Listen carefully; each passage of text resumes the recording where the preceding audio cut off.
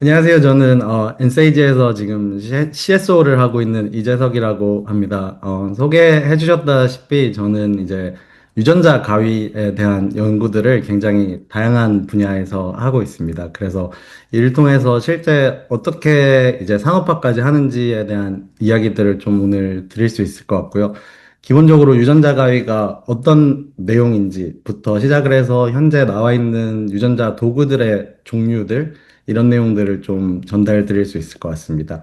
그리고 제목은 Edit, Detect, Cure라고 이렇게 제가 세 가지의 키워드를 넣게 되었는데요. 유전자 가위로 할 수 있는 진 에디팅, 그리고 진단 키트로도 또 사용을 할 수 있습니다. 그래서 디텍이라는 내용을 넣게 되었고, 이제 궁극적으로 유전자를 바꿈으로써 우리가 얻을 수 있는 유전자 치료제를 개발하는 과정들까지도 오늘 좀 소개를 시켜드리도록 하겠습니다. 그래서 모두가 잘 아시겠지만 우리들은 고유의 유전자를 가지고 태어나고 있습니다. 근데 어떤 사람들은 그런 유전자 때문에 유전병을 앓기도 하고요. 심지어 단 하나의 포인트 뮤테이션이 이제 DNA에 생기기만 하더라도 프로제리아, 조로증 같은 이런 심각한 유전병들이 생길 수가 있습니다. 그런데 우리가 이런 유전병을 돌릴 수 있다면 어떨까요? 이 DNA를 바꿔가지고 이런 유전병을 치료를 할 수 있으면 어떨까요? 이 크리스퍼라고 하는 유전자 교정 도구는 이런 일들을 진행을 할 수 있는 도구입니다. 그래서 오늘은 유전자 교정 도구에 대한 히스토리부터 시작을 해가지고 다양한 주제를 말씀드리도록 하겠습니다. 이렇게 보시는 바와 같이 크리스퍼는 우리가 생각했던 것보다도 훨씬 이전에 디스크립션이 있었습니다. 심지어 무려 1987년도에 처음으로 크리스퍼에 관련된 첫 번째 논문이 나오게 되었는데요. 이때는 사실 크리스퍼가 뭔지도 모르고 어떤 의미인지도 몰랐지만 이런 내용들이 발표가 된 적이 있었습니다.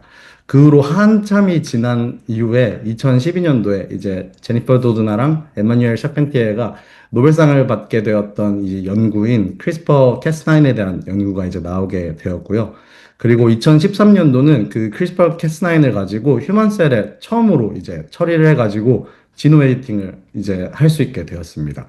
그런 연구들이 나오게 되었고, 이 이후에는 사이토신 베이스 에디터라고 2016년도에 이제 유전자를 잘라서 바꾸는 게 아니라 정말 정밀하게 하나의 싱글 뉴클리오타이드 레벨에서 바꿀 수 있는 유전자 도구가 나왔고요. 그 바로 다음 연도인 2017년도에는 아데노신 베이스 에디터라는 게 이제 또 등장을 해가지고 A를 G로 바꿀 수 있는 이제 유전자 교정 도구가 나오게 됐습니다. 그 이후에는 2019년도에 프라임 에디터라는 정말 어마어마한 유전자 교정 도구가 나왔는데요. 이거 같은 경우는 이제 C를 T, 뭐 A를 G로 바꾸는 것뿐만 아니라 원하는 거의 모든 조합의 유전자를 원하는 대로 만들 수 있는 이제 프라이메이터라는 게 나오게 되었고, 2020년도에는 2012년도에 제니퍼 도드나랑 이마뉴엘 샤펜티에가 했던 일을 가지고 노벨 화학상을 이제 크리스퍼 캐스9이 수상을 하게 되는 일들이 있었습니다. 그래서 이렇게 정리되어 있는 타임테이블을 가지고 오늘 하나하나 좀 중요했던 이슈들을 깊게 들여다보는 과정을 좀 진행해 보도록 하겠습니다. 그래서 첫 번째인 1987년도부터 한번 돌아가서 얘기를 해보도록 하겠습니다. 그 이시노라는 일본의 교수님이 있었습니다. 이 당시에는 이제 시퀀싱만 하더라도 논문을 낼 수 있는 시대였고요. 그때 이 이시노라는 교수님이 관심이 있었던 게 이콜라이의 이 지노움에 대한 시퀀스를 이제 알아내는 일들을 쭉 진행을 하셨는데, 시퀀싱을 통해서 이렇게 서열 정보들을 얻다 보니까 여기 이렇게 보시는 것과 같이 계속 리핏이 일어나는 똑같은 서열이 반복이 되는 일이 발생을 한다는 것을 확인을 하고 논문을 내게 되었습니다. 근데 이게 나중에는 이 크리스퍼 캐스9의 이제 크리스퍼 어레이라고 불리는 부분에 다이렉트 리핏이라는 게 나중에는 밝혀지게 되지만 이때는 도대체 이제 뭘 하는지 몰랐고요. 이 다이렉트 리핏이라고 하는 것들 사이사이들마다 새로운 이제 랜덤한 시퀀스 같은 것들이 이제 존재했습니다.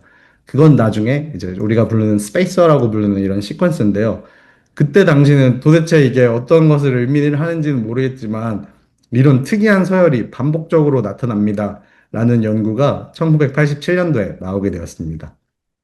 이 이후로 한참 동안 이런 연구에 지속적인 연구는 없어 왔었습니다. 왜냐하면 그때는 시퀀싱 데이터들도 많지 않았고 저런 거 하나하나가 이제 나오면은 시퀀싱에 대한 결과만으로 퍼블리시를 하던 와중이었는데 이제 여러분들도 잘 아시겠지만 NCBI 같이 이제 사람들이 시퀀싱에서 얻은 정보들을 세상 모든 사람들한테 공유를 할 수 있는 플랫폼들이 생기게 되었습니다.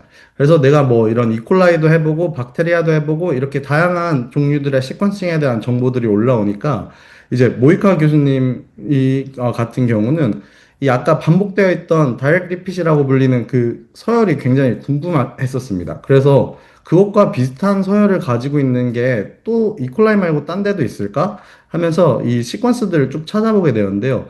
되게 특이한 게 박테리아 내에서 이런 리핏이 되던 시퀀스와 비슷한 시퀀스들이 굉장히 많이 존재한다는 거를 2000년이 돼서야 이렇게 퍼블리시를 하게 되었습니다.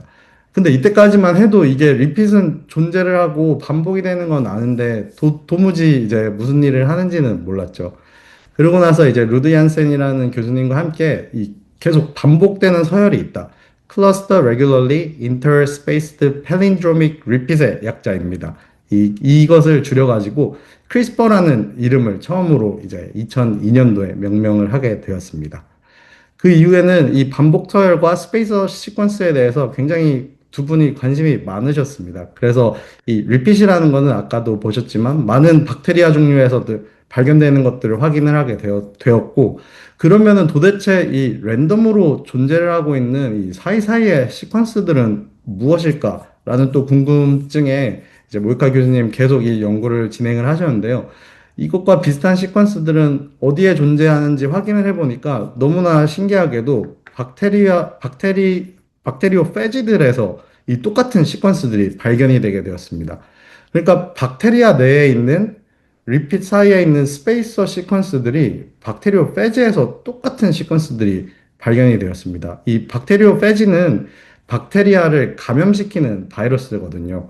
그래서 도대체 어떠한 두 개의 릴레이션십이 있길래 박테리오페지와 박테리아가 똑같은 DNA 서열을 공유할까 하면서 많은 연구들과 가설들이 존재를 해왔는데요.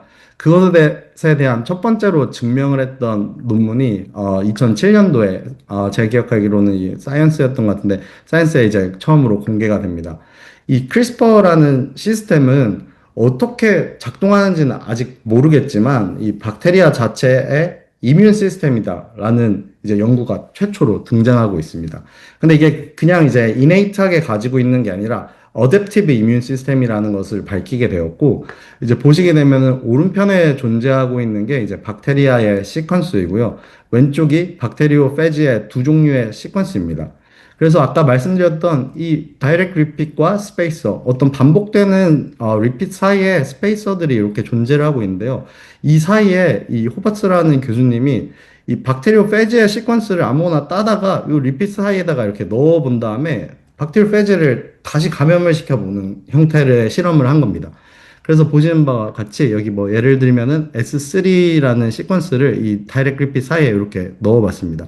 S3를 찾아보면은 이 박테리오 페지가 가지고 있는 이 공통된 시퀀스이거든요.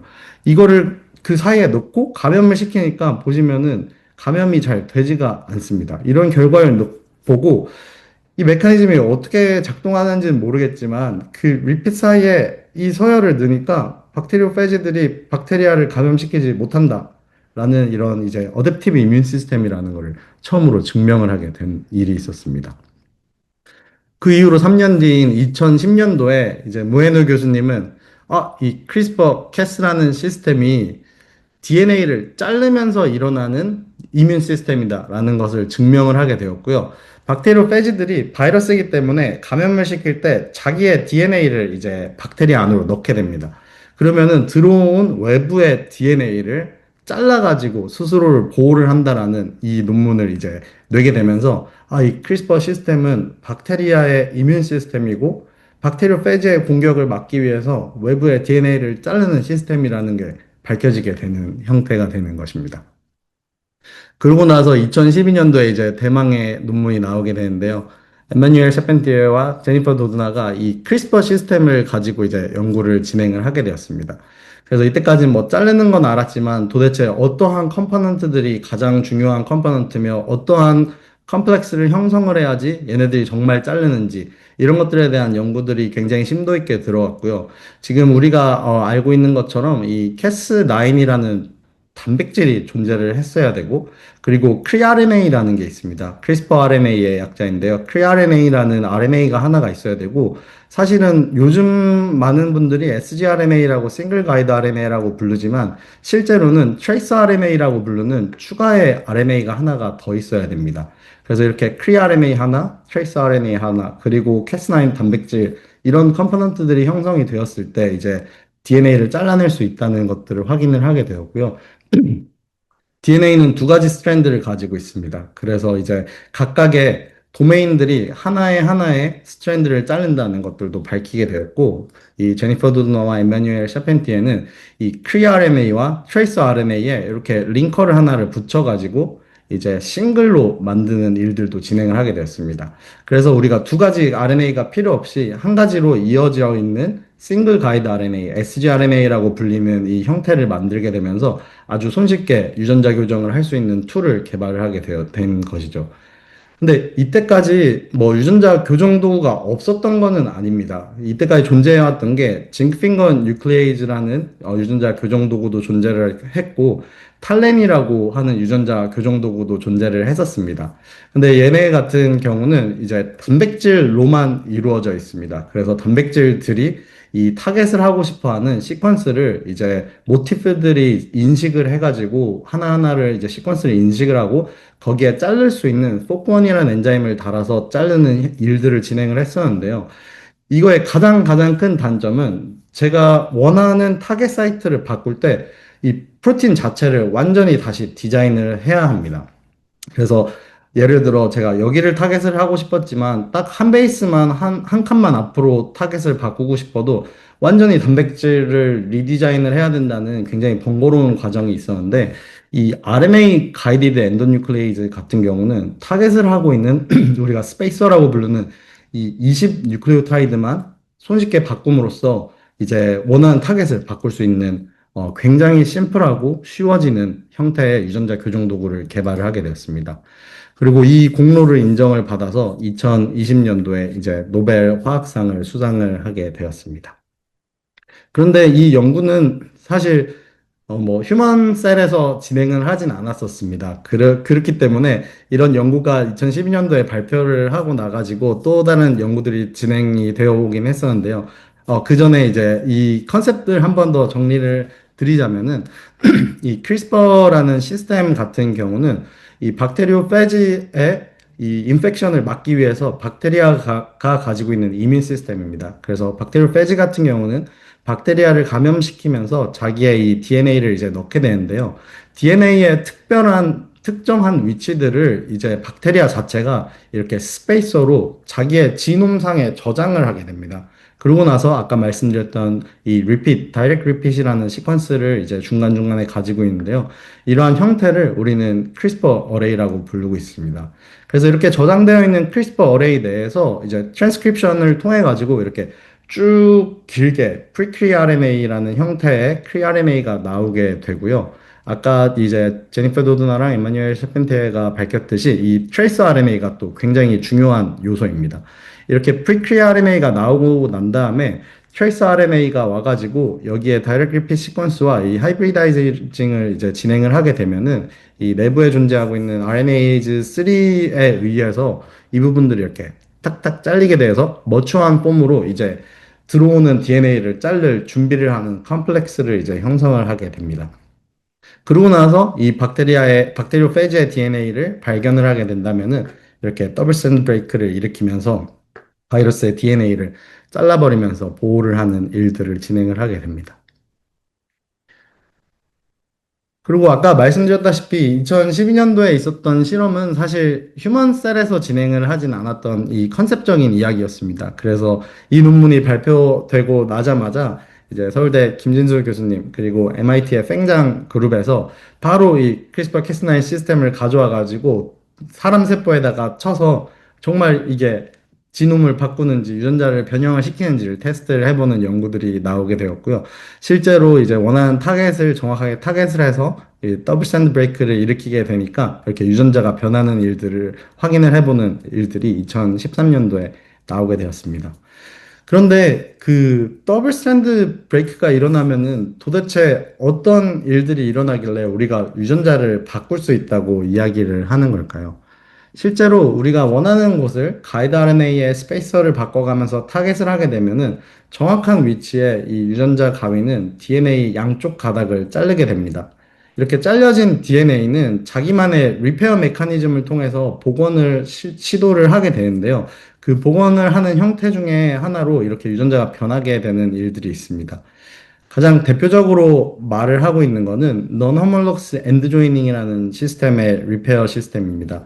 이 NHEJ라는 시스템을 통해서 이제 굉장히 빨리 이 DNA가 잘리는 거는 굉장히 크리티컬한 데미지입니다. 그래서 어떻게든 이걸 다시 붙여가지고 좀 살려보려고 하다가 실수들이 나오게 되는데요. 그러면서 이제 원래 유전자가 좀 딜리션이 일어나서 짧아진다던가 아니면은 랜덤한 시퀀스를 넣으면서 붙이려고 막 이렇게 노력하다가 넣으면서 인설션이 일어나고 이러한 형태들 때문에 이 DNA가 인코딩하는 시퀀스들의 프레임 시프트들이 일어날 수 있습니다.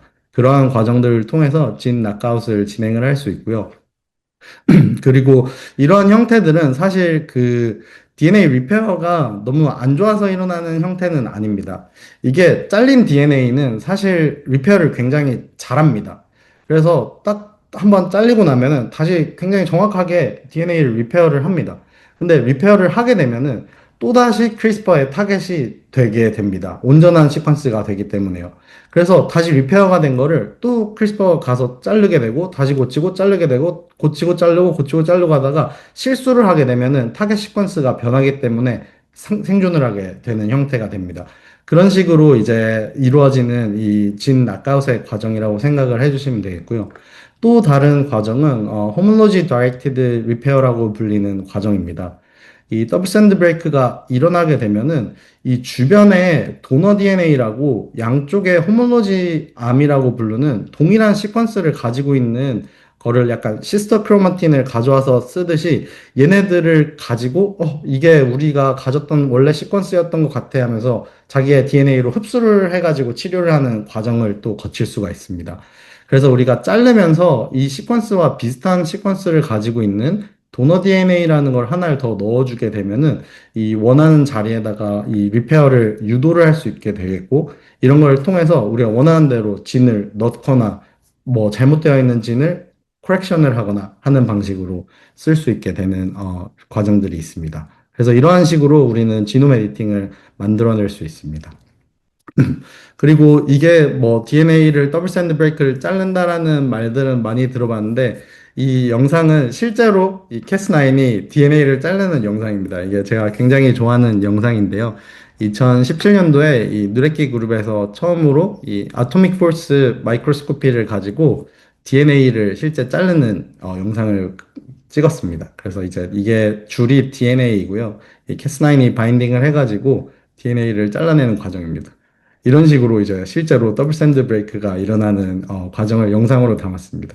그래서 저희들이 이제 실험을 하면은 사실 몰리큘러 바이올로지 하는 사람들 같은 경우는 막 다 물입니다. 물을 섞고 해서 이제 뭐 결과 나오는 거는 이제 컴퓨터 데이터로 받고 이런 형태인데 이거를 정말 눈으로 보고 자른다는 거를 보고 나니까 제가 그 약간 실험을 대하는 마음가짐이 달라지더라고요. 그래서 개인적으로는 굉장히 좋아하는 영상입니다. 그래서 여러분들도 한번 시각적으로 정말 이 크리스퍼라는 도구가 DNA를 자른다는 거를 한번 보셨으면 좋겠어서 준비를 해봤습니다.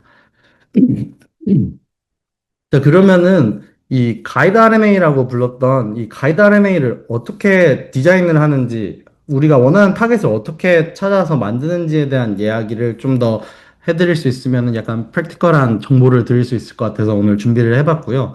그래서 가이드 RNA 같은 경우는 아까 말씀드렸다시피 그 다이렉트 리핏이라는 반복되는 서열이 있고 그 중간중간마다 랜덤한 시퀀스였던 스페이서가 있습니다. 이 스페이서만 바꾸게 되면은 우리가 원하는 타겟을 바꿀 수 있게 됩니다.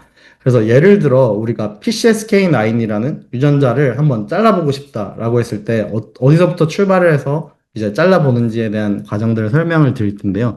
제일 처음에 자르고 싶은 유전자에 대한 정보를 얻는 게 제일 첫 번째입니다. 그래서 많은 분들이 잘 아시겠지만 NCBI의 사이트를 가가지고 나는 PCSK9이라는 유전자에 대한 정보를 얻고 싶어 해서 이렇게 PCSK9을 쳐서 찾게 되면은 이렇게 많은 정보들이 나오게 되는데, 보통 사람 세포에서 실험을 하시겠죠? 그러면 이제, 호스트에 대한 정보들을 확인을 하고, 여기 보시면은 NCBI의 이 정보들이 있습니다. 이렇게 가져와 줄 수 있는 정보들이 있는데, NM이라고 되어 있는 경우는 보통 이제 mRNA의 정보입니다. 그래서 우리가 뭐 DNA에 엑손 인트론들이 있는데 잘라서 어떠한 이 단백질을 변화하고 싶다면은 어차피 그 엑손 부분을 잘라야 되기 때문에 저는 보통 mRNA 정보들을 가져오는 편이고요. 이런 정보들을 얻고 나면은 저는 그 스냅진이라는 그 소프트웨어를 굉장히 자주 쓰고 있습니다. 근데 이 스냅진 같은 경우는 NCBI와도 바로 연동도 가능하고 정보를 얻을 수 있어서 스냅진을 굉장히 많이 사용하고 있고요. 뭐 클로닝 같은 거 할 때, 그리고 뭐 시퀀싱 정보를 받을 때 이럴 때도 굉장히 유용한 소프트웨어입니다. 그래서 스냅진에 가가지고 이제 그 우리가 NCBI 시퀀스를 받아오는 법이 있습니다. 그래서 파일 가서 임포트 그리고 NCBI 시퀀스를 넣게 되면은 이러한 작은 창이 뜨는데요. 아까 나왔던 그 어세션 넘버를 그냥 카피 페이스트를 해가지고 여기에 임포트를 넣게 되면은 이 스냅진 내에 이 PCSK9이라는 유전자에 대한 모든 정보들이 다 불려 나오게 됩니다. 그래서 이건 mRNA 정보라서 이렇게 다 엑손들만 존재를 하는데요. 그냥 지노믹 DNA에 대한 정보를 하게 되면 뭐 엑손, 인트론이 다 포함되어 있는 정보들도 나오고 얘네들의 이제 시퀀스도 하나하나 디테일하게 들어가서 볼 수 있는 정보들이 나오게 됩니다. 그럼 여기서 우리는 예를 들어 엑손 1번을 한번 잘라보는 일들을 한번 해보도록 하겠습니다. 그러면은 첫 번째 있는 엑손에 대한 시퀀스들을 쭉 드래그를 해가지고 커피를 하신 다음에 여기서 우리가 골라볼 수 있는 시퀀스를 뽑는 과정을 거치게 돼야 됩니다. 그래서 웹사이트 중에 연세대 김영범 교수님께서 만든 웹사이트로 알고 있습니다. 이제 DeepSP Cas9이라는 웹사이트가 있는데요. 여기에 우리가 이 동네 여기 엑손 1번을 자르고 싶어 하면은 이 엑손 1번에 대한 시퀀스를 쭉 넣어주게 되면요. Cas9이 잘릴 수 있는 위치들을 다 선별을 해줍니다. 근데 이 선별을 할 때의 기준은 가장 첫 번째가 이제 팸 시퀀스라고 부르는 시퀀스인데요. 이 유전자 가위가 사실은 아무데나 다 자를 수 있는 건 아닙니다. 이 팸 시퀀스 같은 경우는 어떻게 보면은 안전장치의 시퀀스입니다. 그래서 캐스9 같은 경우는 보통 3' 엔드에 존재하는 NGG라고 여긴 TGG 이렇게 빨갛게 나오는 게 이제 팸 시퀀스인데요. 이 조건이 만족이 되어야지만 더블 스탠드 브레이크를 일으킬 수 있습니다. 그래서 팸 시퀀스에 대한 뭐 가설들은 많이 존재를 하는데요.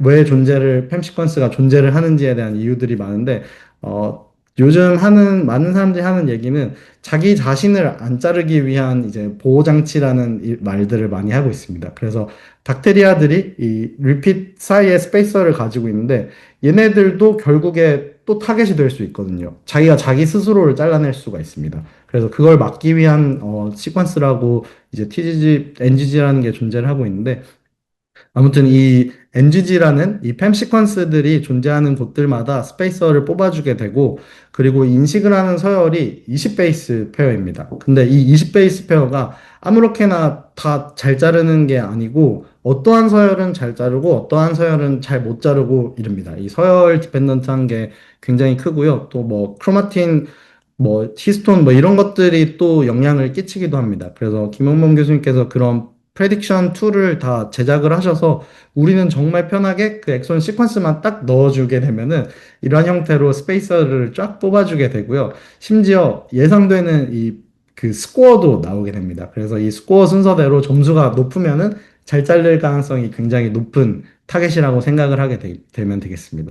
그래서 저희 같은 경우는 이렇게 캔디데이트를 뽑고 한 세 가지 정도를 실제로 탑 3 같은 거를 뽑아서 정말 테스트를 해보고 가장 좋은 거를 얻는 이러한 형태들로 실험을 많이 하고 있고요. 그래서 보시면 이렇게 가이드 RNA 20베이스가 이렇게 나오게 됩니다.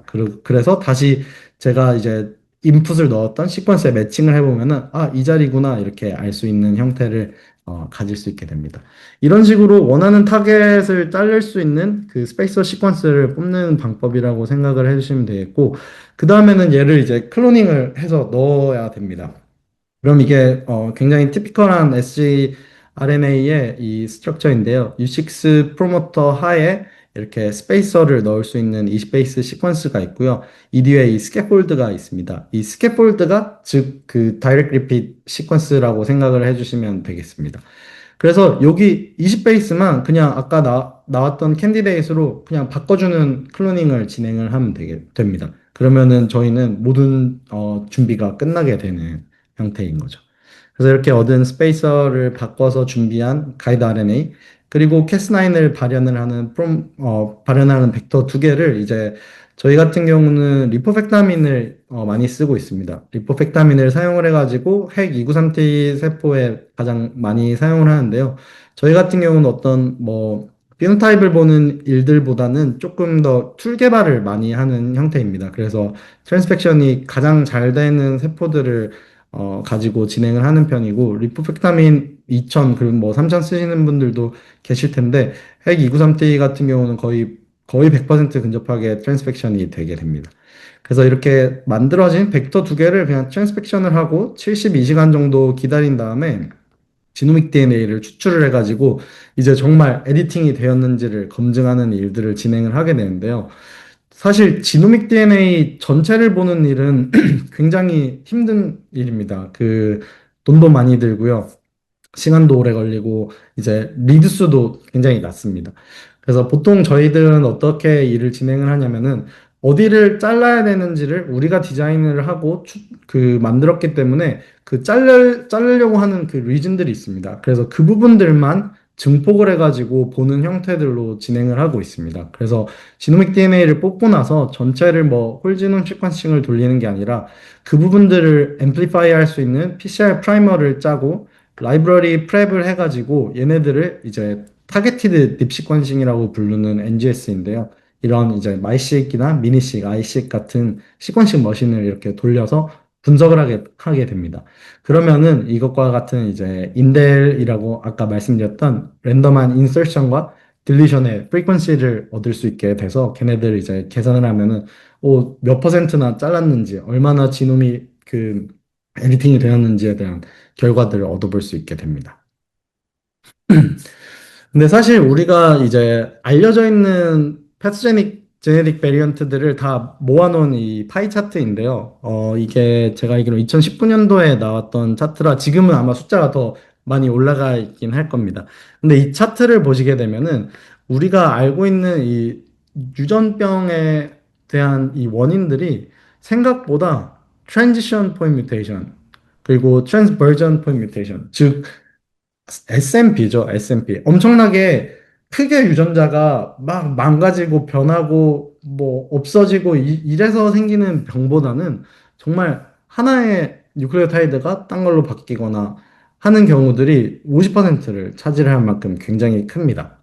그래서 예를 들어보도록 하겠습니다. 예를 들어서 이제 완전 노멀했던 레드블러드 셀인데 이 베타 글로불린 체인의 GAA라는 이제 코돈이 GTA, 그러니까 A가 T로 하나만 바뀐 거죠.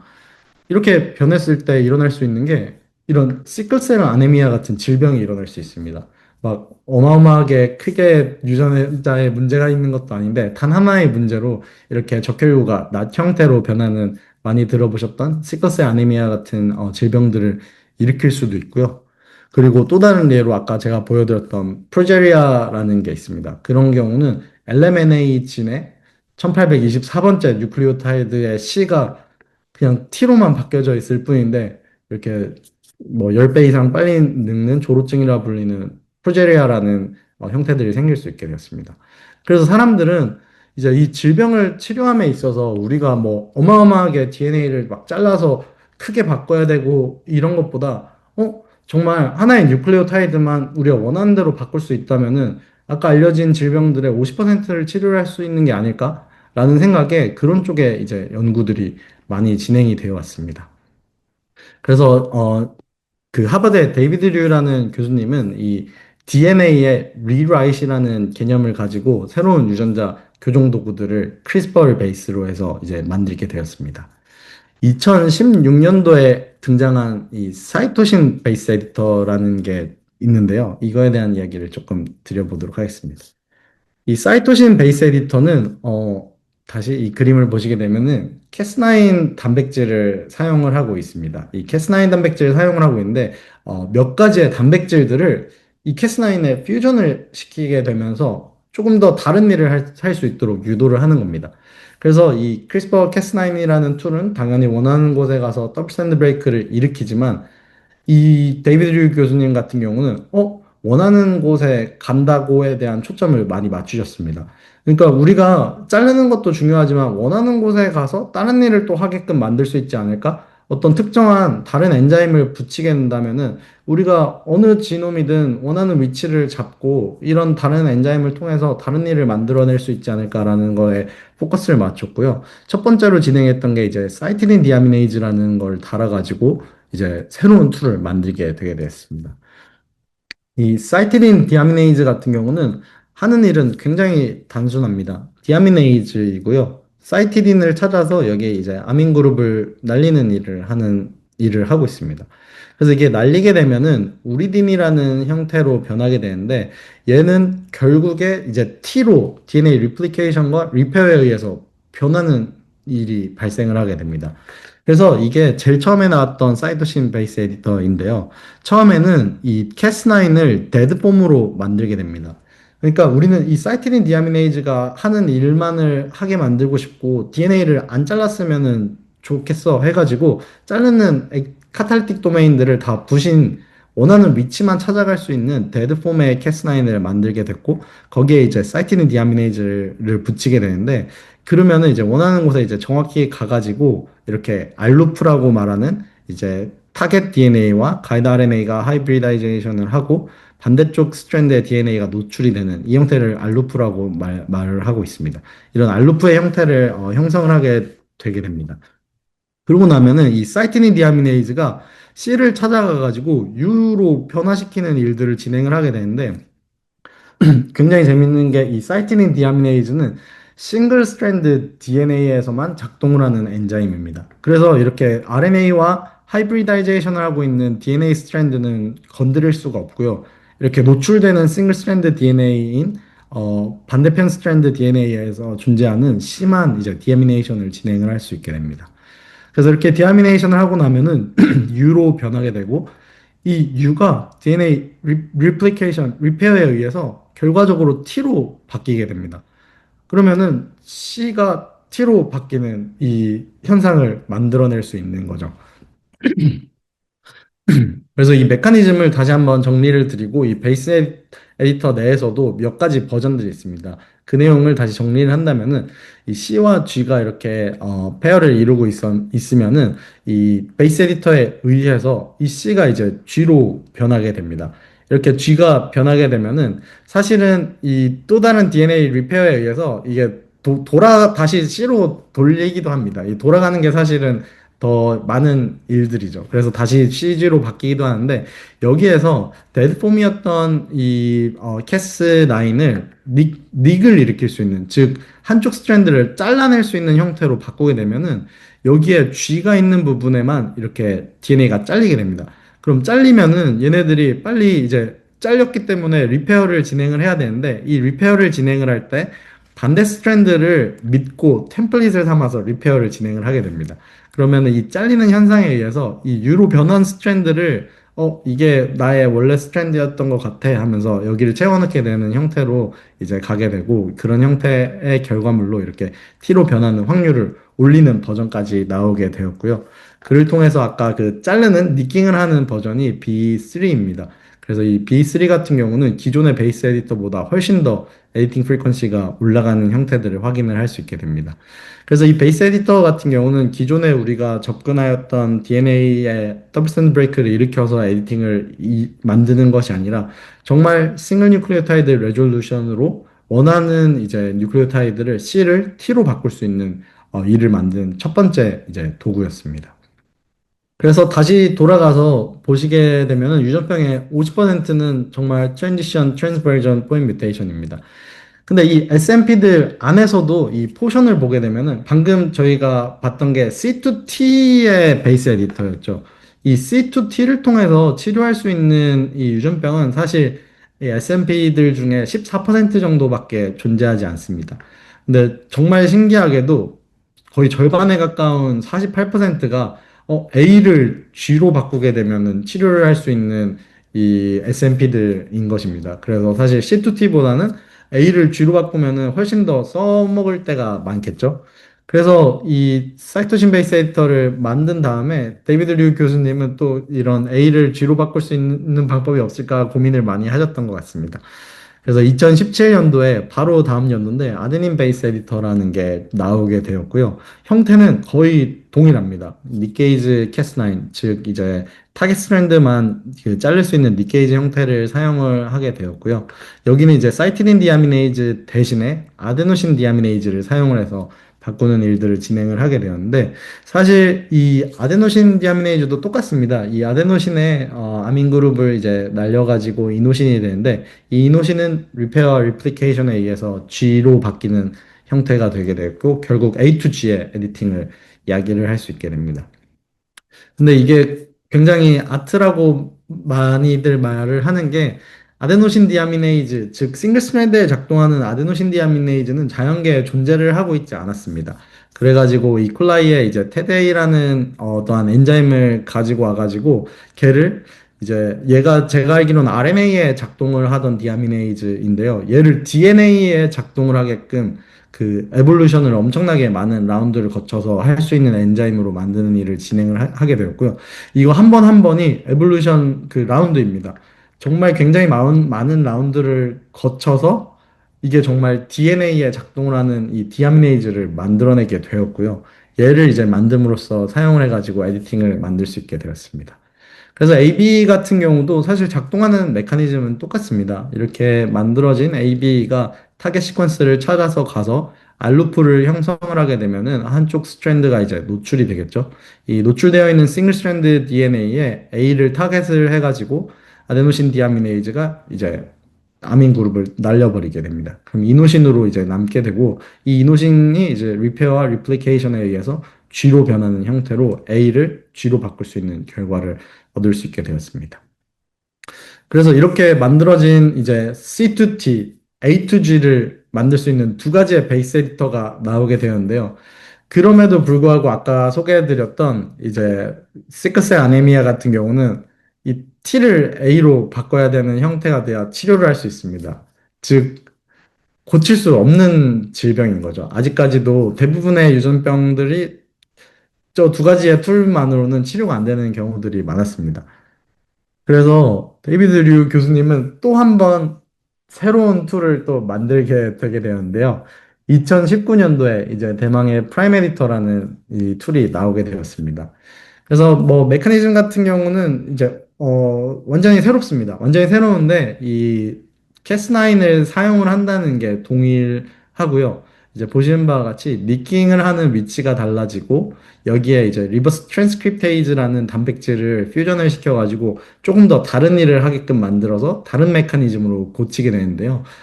그리고 가이드 RNA 같은 경우도 이렇게 뒷부분을 늘려가지고 만들어져 있는 pgRNA라는 형태를 만들게 됩니다. 이 늘려져 있는 부분은 뭐 프라이머 바인딩 사이트, RT 템플레이트 사이트라는 뭐 이러한 형태들의 이름을 붙이게 되는데 이 메커니즘을 어떤 식으로 에디팅을 하는지 메커니즘을 좀 말씀드리면서 이해를 해보도록 하겠습니다. 그래서 이 아까 말씀드렸다시피 캐스9 같은 경우는 각각의 스트랜드를 자를 수 있는 이제 도메인들이 존재를 하고 있습니다. 그래서 그 도메인들을 이제 바꾸게 되면은 우리가 원하는 스트랜드의 DNA만 자를 수 있는 리게이즈를 만들 수 있게 되겠고요. 아까 베이스 에디터 같은 경우는 타겟 스트랜드만 자를 수 있는 형태를 사용을 하게 되었는데 이 프라임 에디터 같은 경우는 논 타겟 스트랜드를 자르는 형태의 리게이즈를 사용을 하고 있습니다. 그래서 맨 처음에 원하는 타겟에 바인딩을 해서 논 타겟 스트랜드의 DNA를 자르게 되면은 이렇게 대롱대롱 이 DNA가 나오게 되겠죠. 근데 여기서 이 pgRNA라고 이 싱글 스트랜드 싱글 가이드 RNA를 익스텐션을 시킨 형태가 있는데, 여기에 이 잘려진 부분과 컴플리멘터리한 시퀀스를 넣어가지고, 이렇게 두 개가 잘리고 나서 하이브리다이제이션을 할 수 있게끔 이렇게 시퀀스를 준비를 합니다. 이렇게 붙고 나면은 이 리버스 트랜스크립션을 이제 시작을 해서 DNA를 이렇게 만들어낼 수 있는 시작점의 형태를 만들 수 있게 되고요. 그러고 나면은 리버스 트랜스크립테이즈가 여기에 존재하고 있던 RT 템플레이트라고 우리가 의도적으로 넣어준 시퀀스를 보고 DNA를 합성을 하기 시작합니다. 그러니까 전혀 존재하지 않았던 시퀀스를 이 가이드 RNA에 넣어져 있는 시퀀스를 템플레이트를 삼아서 우리 오리지널 DNA에 DNA를 합성을 해서 이제 넣기 시작을 하는 형태가 되는 겁니다. 그러고 나면은 당연히 이제 다시 넣으려고 하면은 이렇게 뚝 튀어나와 있겠죠. 이런 식으로 프라임 플랩이 생기게 되는데 이 플랩이 이제 기존의 오리지널 DNA와 서로 경쟁을 합니다. 누가 이기나 이게 플랩 이퀄리브레이션에 의해서 경쟁을 하게 되겠고 이 경쟁을 통해서 이길 때가 있습니다. 딱 이겨서 들어가게 되면은 이제 오리지널 DNA가 가지고 있던 시퀀스가 5 프라임 플랩으로 이렇게 딱 튀어나오면은 플랩을 또 자르는 일들에 의해서 이런 식으로 이제 원하는 합성이 되어 있는 DNA 시퀀스가 딱 들어가게 됩니다.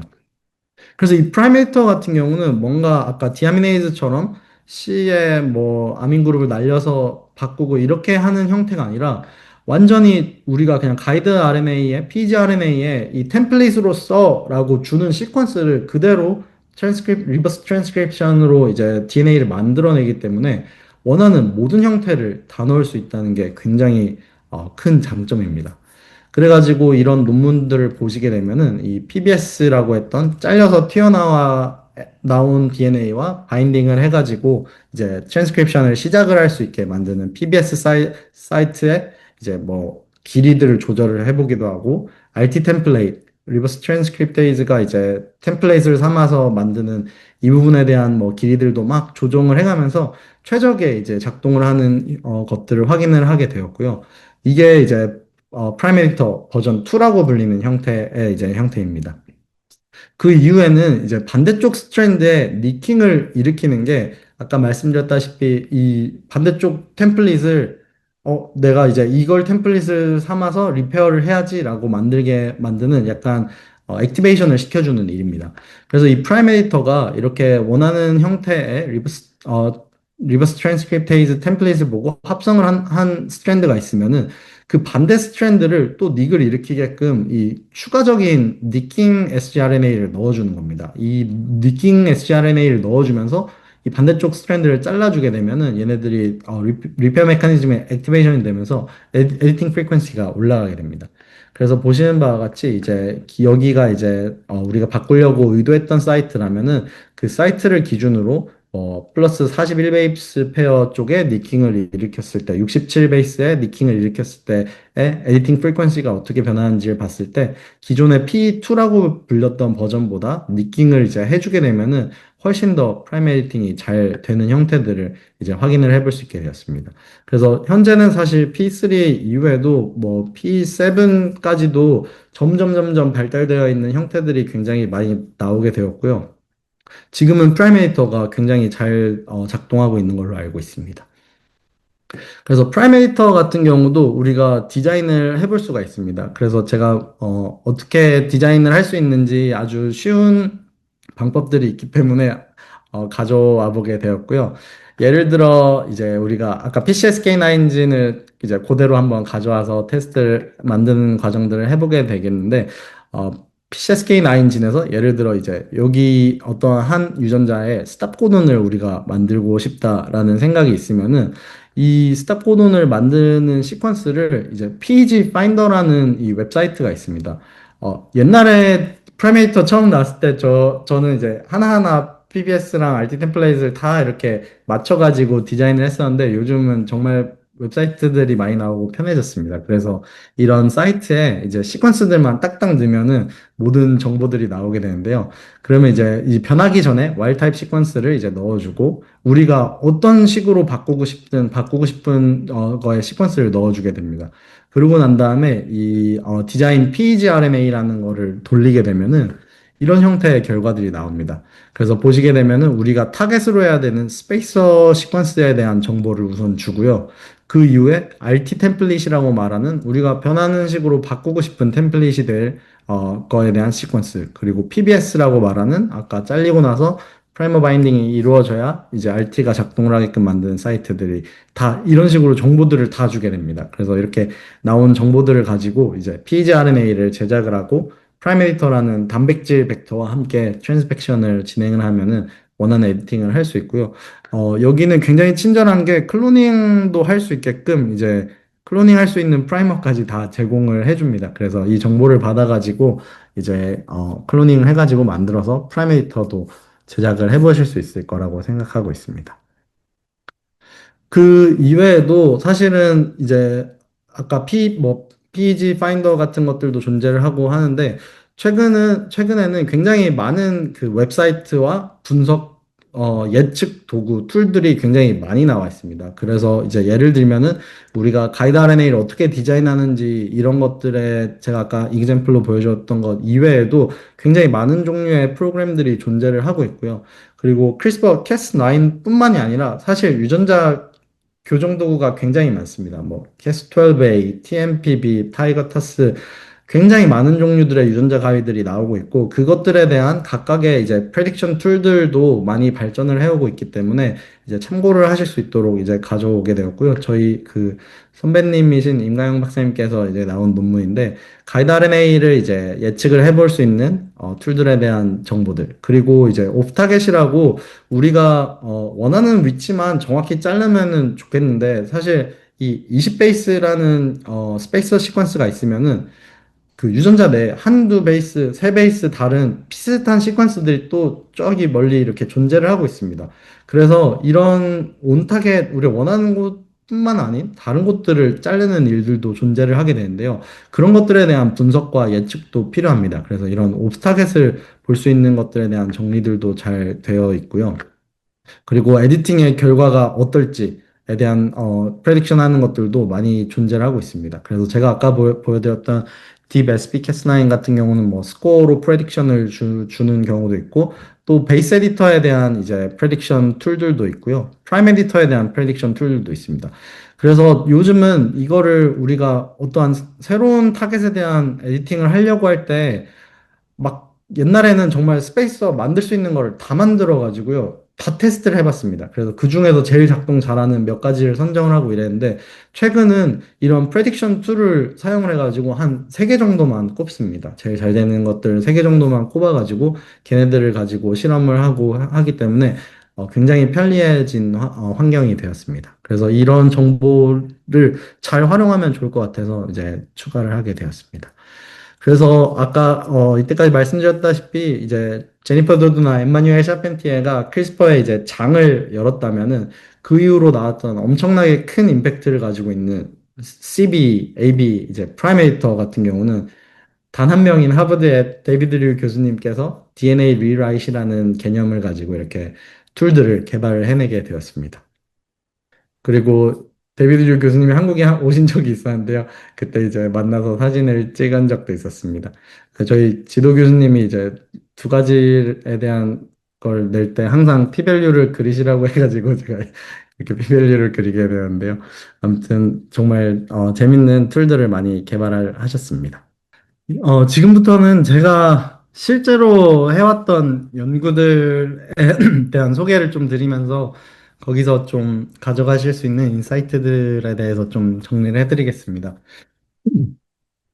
대표적으로 저는 한 6가지와 추가로 하나 더 있긴 한데요. 저의 그 해왔던 연구들을 좀 소개를 해드리면서 이제 설명을 해드리도록 하겠습니다. 그래서 첫 번째 같은 경우는 저도 이제 프라이메이터에 대한 연구를 진행을 했었습니다. 그래서 이 프라이메이터에 대한 연구를 어떤 내용을 했었는지 그리고 이 결과물은 무엇이었는지 소개를 해드리도록 하겠습니다.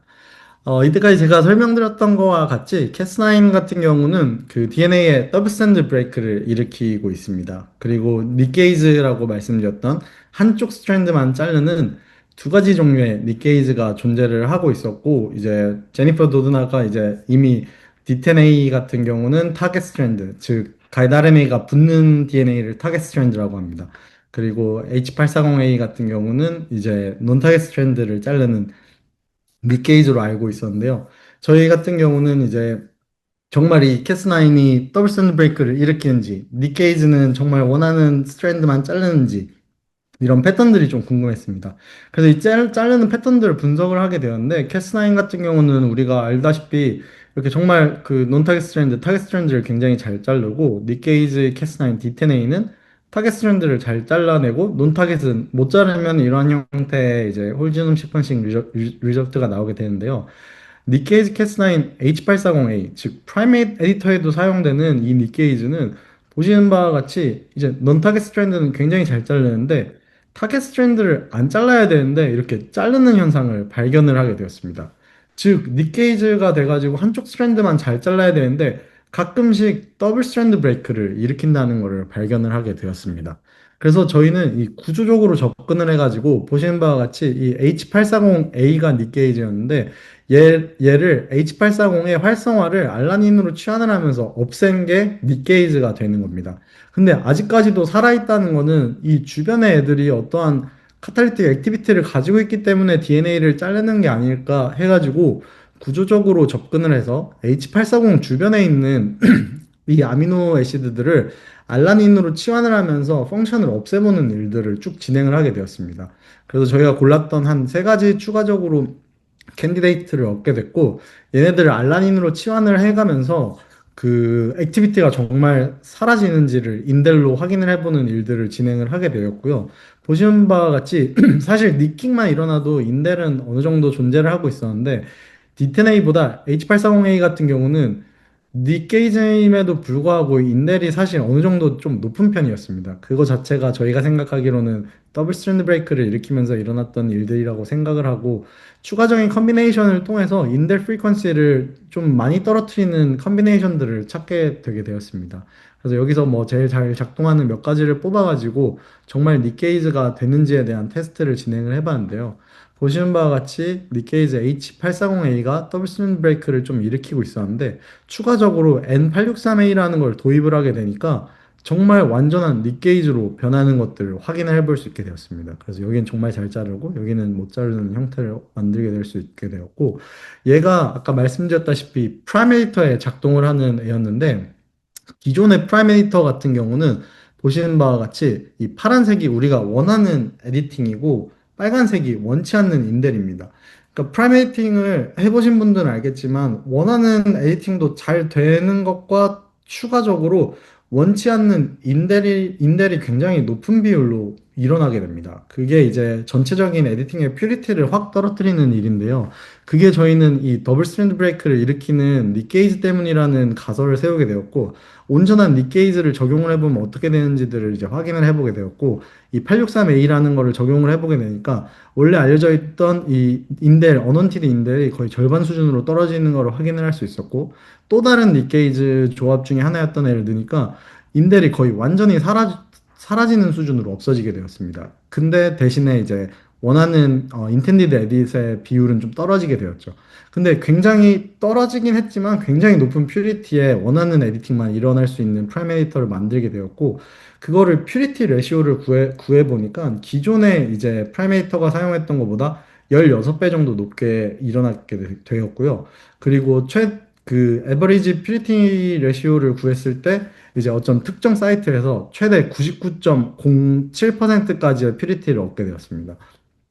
그래서 이제 에디팅을 하게 되면은 원하는 에딧이 일어나거나 그냥 아무 일도 안 일어나거나 하는 형태로 만들 수 있게 된다는 거죠. 뭔가 원치 않는 이런 에디팅 아웃컴들이 굉장히 줄어든 형태의 프라이메이터를 개발을 할 수 있게 되었습니다. 그래서 실제로 지금 크리스퍼 같은 경우는 굉장히 많은 형태들이 실제 치료제 개발로 이루어지고 있습니다.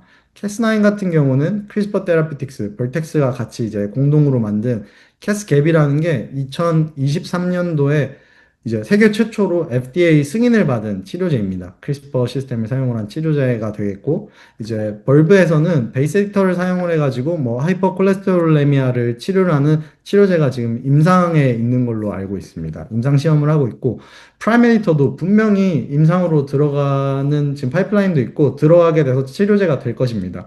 근데 그때 우리가 원하는 대로 에디팅이 되는 게 중요하지, 원치 않고 예측이 되지 못하는 결과 에디팅이 나오는 거는 임상의 그레이드로는 굉장히 부적합하다고 생각합니다. 그래서 제가 개발을 했던 인델이 거의 없는 퓨리티가 굉장히 높은 이 프라이메이터는 클리니컬 그레이드로 가기에는 굉장히 필요한 어, 도구가 될 것이라고 예상을 하고 있습니다. 그래서 이 연구 같은 경우는 이제 2023년에 네이처 커뮤니케이션스에 이제 내게 되었고요. 그래서 이 연구를 통해서 이제 하버드에서 지놈 엔지니어링 세미나 시리즈라는 게 있습니다. 여기서 이제 초청을 받아서 이제 그 세미나를 한번 한 적이 있었습니다. 그래서 이거 소개를 시켜드리는 이유는 이게 이제 매 학기마다 그 매주 월요일인가마다 이렇게 좀 영 사이언티스트들을 모아가지고 지놈 엔지니어링 관련된 분들만 모셔가지고 이렇게 발표를 꼭 세미나 시리즈를 진행을 하고 있습니다. 이게 그 누구든 들어가서 볼 수 있고 확인을 해볼 수 있는 건데 사실 시간대가 이제 좀 새벽으로 가고 이러긴 한데 관심 있으신 분들은 이제 가서 한번 들어보시면 좋을 것 같아서 이제 말씀드리게 되었습니다. 그리고 두 번째로 제가 참여를 하였던 연구인데요. 이거는 이제 탈레드 시스템이라는 거에 대한 개발이었습니다. 그래서 크리스퍼 같은 경우는 이 셀 내에서 핵의 DNA를 바꾸는 지놈 에디터로 유명하죠.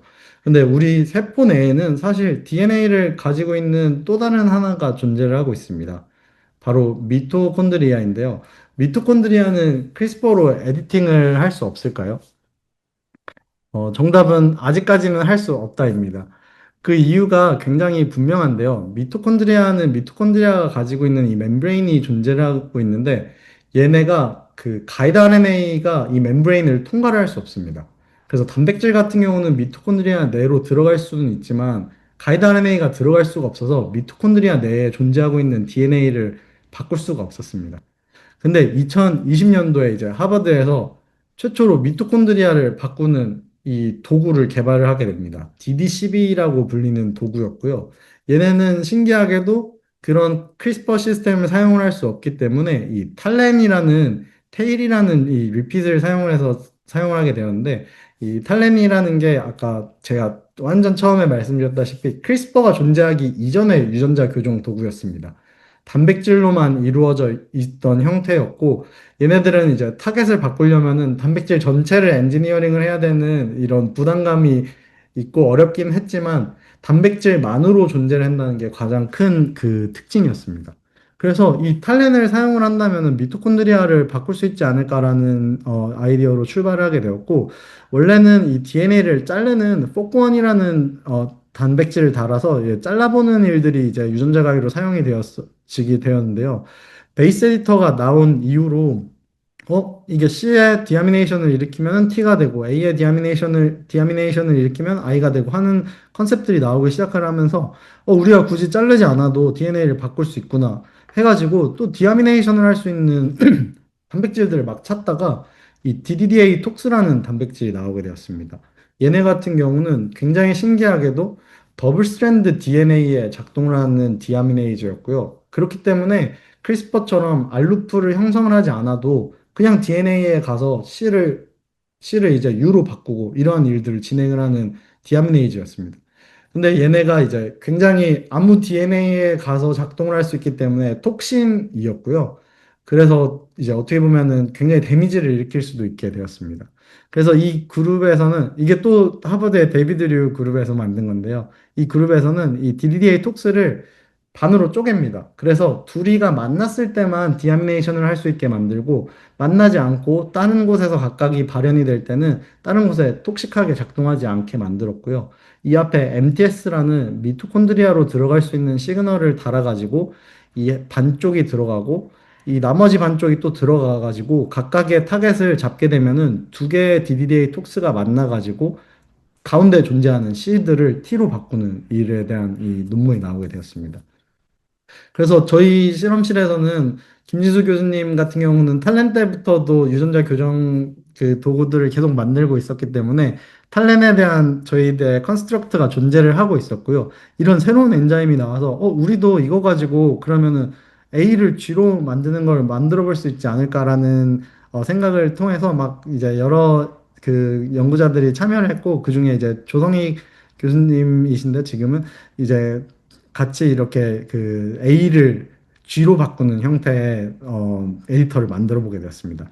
그래서 컨스트럭트는 거의 똑같습니다. 이 DDDA 톡스라는 반반을 달고 있고 TEDA8이라고 말했던 아데노신 디아미네이즈를 추가로 달아가지고 한번 테스트를 해보게 되었는데 보시는 바와 같이 제일 처음에 이 아데노신 디아미네이즈를 같이 달게 되니까 얘네가 C2T도 일어나고 A2G도 일어나는 두 가지의 형태의 에디팅이 되는 것을 확인할 수 있었습니다.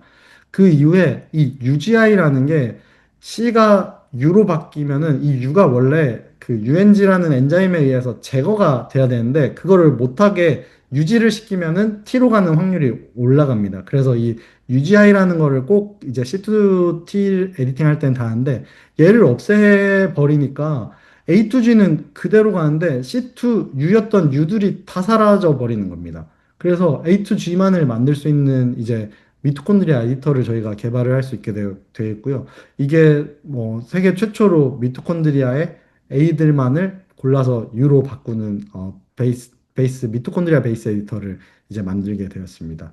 그래서 이렇게 만든 툴 같은 경우는 셀에 이제 논문이 2022년도에 나오게 되었고 저도 여기에 이제 참여를 해서 개발하는 일들을 진행을 하게 되었습니다. 그 이후에는 이렇게 만들어진 탈레드라고 저희가 명명을 하게 되었는데요. 이 탈레드 시스템을 가지고 동물 모델까지 만들어내는 일들을 진행을 하게 되었는데, 사실 이 탈레드 시스템이 굉장히 이제 타겟에만 정확히 A to G를 일으키는 게 아니라 굉장히 많은 오프 타겟도 일으키고, 그리고 심지어 RNA 상에서도 A를 I로 바꾸는 일들을 많이 일으키고 있었습니다. 그래서 보시게 되면 탈레드가 기존에 일으키는 RNA의 에디세 넘버입니다. 엄청나게 많이 일으켰고 저희가 탈레드 가지고 뭐 세포에다 실험을 하게 되면은 세포들이 절반이 죽고 그랬었습니다. 그러니까 에디팅은 되지만 이게 굉장히 좀 톡식한 형태여가지고 이거를 좀 줄여보는 일들을 이제 조성익 교수님이 굉장히 리드를 해가지고 진행을 했었었고요.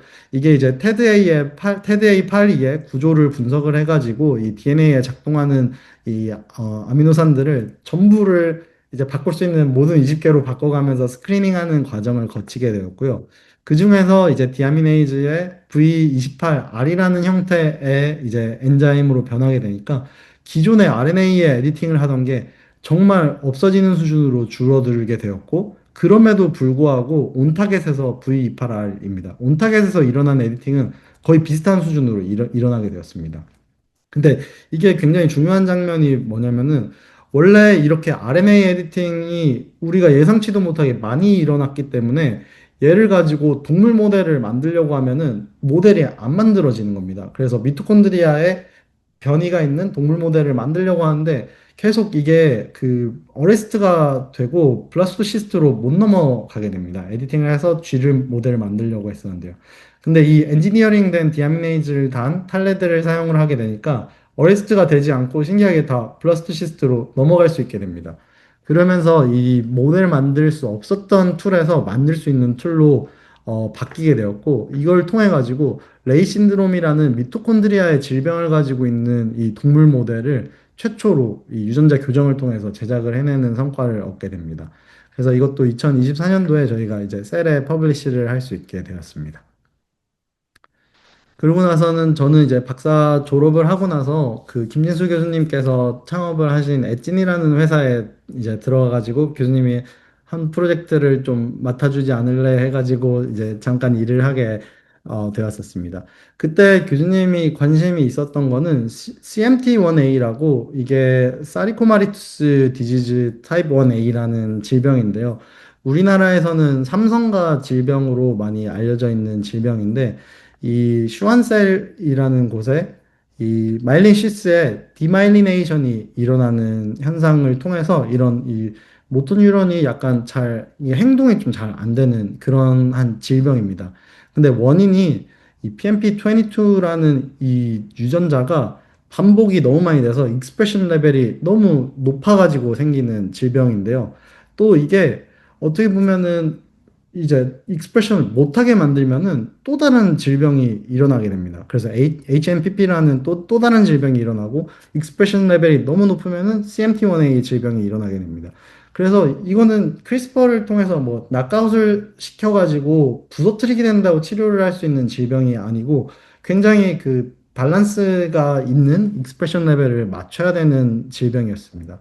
그래서 저희 같은 경우는 크리스퍼를 사용하는 대신에 징크 핑거 프로틴이라는 게 있었습니다. 얘도 아까 탈렌 전에 존재하던 그 유전자 가위였는데요.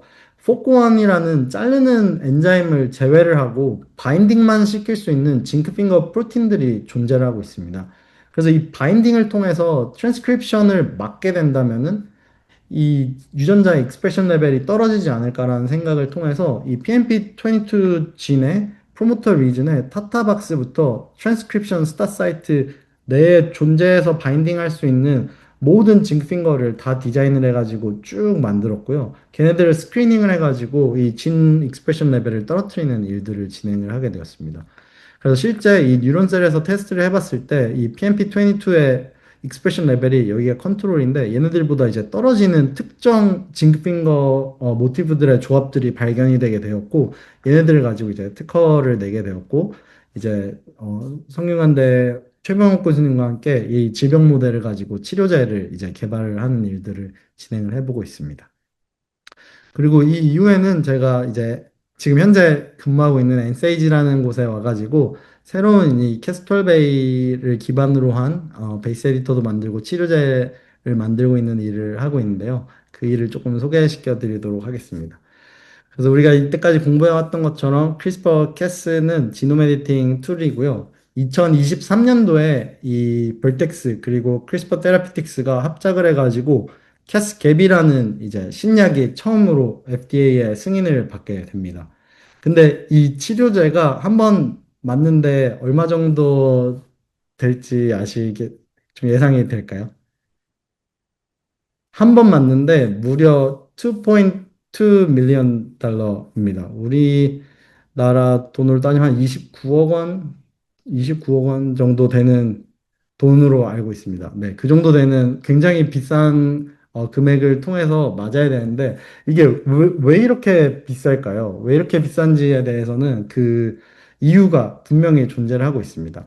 이 벌텍스라는 회사는 크리스퍼 테라피틱스의 라이센스를 받아가지고 벌텍스가 유전자 가위에 대한 라이센스를 가지고 있는 회사가 아닙니다. 여기는 굉장히 큰 빅파마 회사이고요. 크리스퍼 테라피틱스가 유전자 가위에 대한 라이센스를 가지고 있었습니다. 그래서 같이 합작을 해서 만들었는데 또 에디타스라는 회사도 유전자 가위에 대한 또 특허를 가지고 있습니다. 그래서 여기는 이렇게 합작을 했음에도 불구하고 혹시 모르니까 에디타스한테 또 라이센스를 사가게 됩니다. 그래서 이중 삼중으로 자기를 보호를 하는 거죠. 이걸 상업화를 할 때 이 라이센스가 없으면은 에디타스가 고소를 할 수도 있잖아요. 그래서 에디타스한테 사가게 되는데 그때 사갈 때 100 밀리언 달러, 우리나라 돈으로 1,400억 원의 라이센스를 받아서 가게 됩니다. 그러니까 라이센스 나 이거 쓸게라고 허락받는 거에만 1,400억 원을 쓰게 된 형태입니다. 그러니까 이 약값이 이렇게 비싸질 수밖에 없겠죠. 근데 그 중요한 문제는 이런 식으로 캐스9을 가지고 상업화를 하게 될 때는 이 라이센스 피가 엄청나게 큰 이슈입니다. 근데 대표적으로 캐스9에 대한 특허를 가지고 있는 게 세 가지 그룹이 있습니다. 아까 크리스퍼 테라피틱스가 이제 UC 버클리에 노벨상을 받았던 제니퍼 도드나 엠마뉴엘 샤펜티에가 가지고 있는 라이센스이고요. 그리고 브로드가 아까 세포에 처음으로 테스트 그 캐스9을 가져와서 팽장이랑 김진수 교수님이 마밀리안 셀에서 처음으로 테스트를 하면서 라이센스를 또 만들었던 브로드 인스티튜트 MIT가 있고요. 또 우리나라 국내에 툴젠 김진수 교수님이 만든 툴젠이 있습니다. 그래서 이 세 가지 기관이 특허 가지고 싸움을 하고 있는데 2012년도에 이 기술이 개발이 됐는데 지금까지도 싸움을 하고 있고 분명한 주인이 아직까지도 결정이 나고 있지 않습니다. 그래서 아까처럼 벌텍스가 크리스퍼 테라피틱스한테 라이센스를 받아서 같이 하고 있음에도 불구하고 이 에디타스라는 브로드에서 나온 여기에 또 추가로 라이센스를 받고 이러한 굉장히 복잡한 구조를 가지고 있고요. 그럼에도 불구하고 80% 이상의 이 클리니컬 파이프라인이 SPCAS9이라는 단 하나의 지금 연구로, 하나의 단백질을 가지고 한 연구로 커져가고 있습니다. 그래서 지금 현재 상황에서 캐스9으로 뭔가 새로운 사업을 하겠다 하는 거는 거의 불가능에 가깝다고 생각을 하시면 되겠고, 아니면은 뭐 한 1,400억 정도 준비를 하시면은 라이센스를 받아서 써볼 수도 있을 것 같습니다. 이러한 굉장히 큰 문제가 존재를 하고 있고요. 그리고 아까 질문과 답변을 통해서도 말씀드렸다시피 캐스9 같은 경우는 또 큰 단점을 가지고 있습니다. 이제 그 1368 아미노애시드의 크기를 가지고 있는데 얘네가 이제 AAV를 통해서 치료제를 만들 때 쓴다고 하면은 이 카고 안에 담겨야 됩니다. 그래서 AAV 같은 경우는 보통 4.7kb라고 이야기를 하고 있는데요. 뭐 단순히 이 아미노애시드에 곱하기 3을 해가지고 계산을 하는 게 아니라 양쪽에 이제 AAV에 ITR 리즌이 있어야 되고 프로모터가 있어야 되고 또 뭐 가이드 RNA를 발현을 하는 프로모터 가이드 RNA 시퀀스 넣다 보면은 4.7kb가 도저히 정말 불가능한 크기입니다. 그래서 듀얼로 나눠가지고 두 개의 AAV를 생성을 해가지고 찌른다던가 이러한 접근들을 진행을 하고 있어서 좀 위험한 상황입니다. 그래서 저희는 이러한 문제점들을 해결하기 위해서 엔세이지에서는 완전히 새로운 그 크리스퍼 캐스 단백질을 찾아보는 일들을 진행을 하게 되었고요. 아무도 찾지 않는 곳에서 찾아야 된다고 생각을 해서 이제 낙타의 위에서 찾아보는 일들을 진행을 하게 되었습니다. 이 반추류의 위는 네 가지의 이제 위가 존재를 하고 있고 굉장히 많은 풀들을 뜯어먹고 낙타 같은 경우는 또 이렇게 이제 많이들 살펴보지 않았을 것 같아서 낙타의 이제 첫 번째 위에는 아직 알려지지 않은 박테리아들도 굉장히 많을 거라고 생각을 했고 우리가 이제 잘 알다시피 유전자 가위는 박테리아의 이뮨 시스템입니다. 그래서 알려지지 않은 박테리아가 가지고 있는 알려지지 않은 유전자 가위가 분명히 존재할 것이라고 생각을 해가지고 여기에 낙타에서 추출한 이 주스를 가지고 메타지놈 데이터를 구축을 하게 됩니다. 그래서 이 메타지놈 데이터를 구축을 한 다음에 이미 알려져 있는 크리스퍼 시스템에 대한 이제 정보들이 많이 있습니다. 걔네를 가지고 딥러닝을 통해서 학습을 시키게 되면은 이제 제일 처음에 뭐 크리스퍼 어레이가 다이렉트 리피트 스페이서, 다이렉트 리피트 스페이서가 있고 그 조금 멀리에는 언제나 캐스 프로틴이 존재를 하고 있습니다. 그래서 알려져 있는 것들을 한 50종 정도를 학습을 시키게 되면은 새로 만들어져 있는 이 메타지놈 데이터에서 신규한 얘네 유전자 가위 같아 라는 것들을 이렇게 뽑아주는 일들을 이제 AI로 진행을 해볼 수 있게 되고요. 이 이후에 이제 알파폴드라고 이 단백질 구조를 예측을 해주는 이번에 노벨상도 받았던 기술인데 구조를 예측을 해주는 기술을 통해서 이렇게 각각의 신규한 단백질의 구조들을 예측을 해볼 수 있습니다. 그럼 여기서 우리는 유전자 가위같이 생긴 애들을 뽑고 그리고 거기서 이미 알려져 있는 유전자 가위와 상동성이 낮아야지 특허도 될 수 있고 독립적으로 상업화를 시킬 수 있습니다. 그래서 60% 이하의 상동성을 가지고 있는 캐스들을 뽑게 되니까 한 50종의 캐스들을 저희가 얻어낼 수 있게 되었습니다. 이렇게 얻어내도 실제로 작동을 해야지 의미가 있기 때문에 이 50종들을 전부 다 일일이 테스트를 해보는 과정들을 거치게 되었습니다. 그래서 이 바이오케미칼 익스페리먼트를 통해 가지고 이제 실제로 단백질을 뽑아서 RNP 컴플렉스를 만든 다음에 얘네들이 정말 자르는지 팸 시퀀스는 뭔지라는 것들을 다 확인을 해보는 과정을 거치게 되어서 각각의 단백질들마다 이렇게 팸 시퀀스들을 구해내게 되었고요. 단백질들마다 팸 시퀀스가 다 다릅니다. 이런 형태로 각각의 단백질의 팸 시퀀스들을 얻게 되었고, 얘네를 실제 인비트로로 잘라가지고 정말 DNA들을 자르는지 쭉 스크리닝을 하는 일들을 진행을 하게 되었고요. 그 중에서 가장 잘 자르는 몇 가지의 아이디들을 골라가지고 이제 세포에다가 쳐보게 됩니다. 그래서 세포에다가 쳐봤을 때 저 50종류 중에 딱 3종류만 세포에서 작동하는 것을 확인을 하게 되었습니다. 그래서 그거에 대해서 저희가 이제 특허를 출원을 하게 되었고, 이제 올해 3월에 특허 등록이 되게 되었습니다. 그래서 발명의 명칭을 보시면은 신규 크리스퍼 캐스12A 시스템 및 그 유전자 편집 용도. 즉, 이 신규한 캐스12A에 대한 원천 특허이고요. 국내에서는 세 번째로 등록을 받을 수 있게 되었습니다.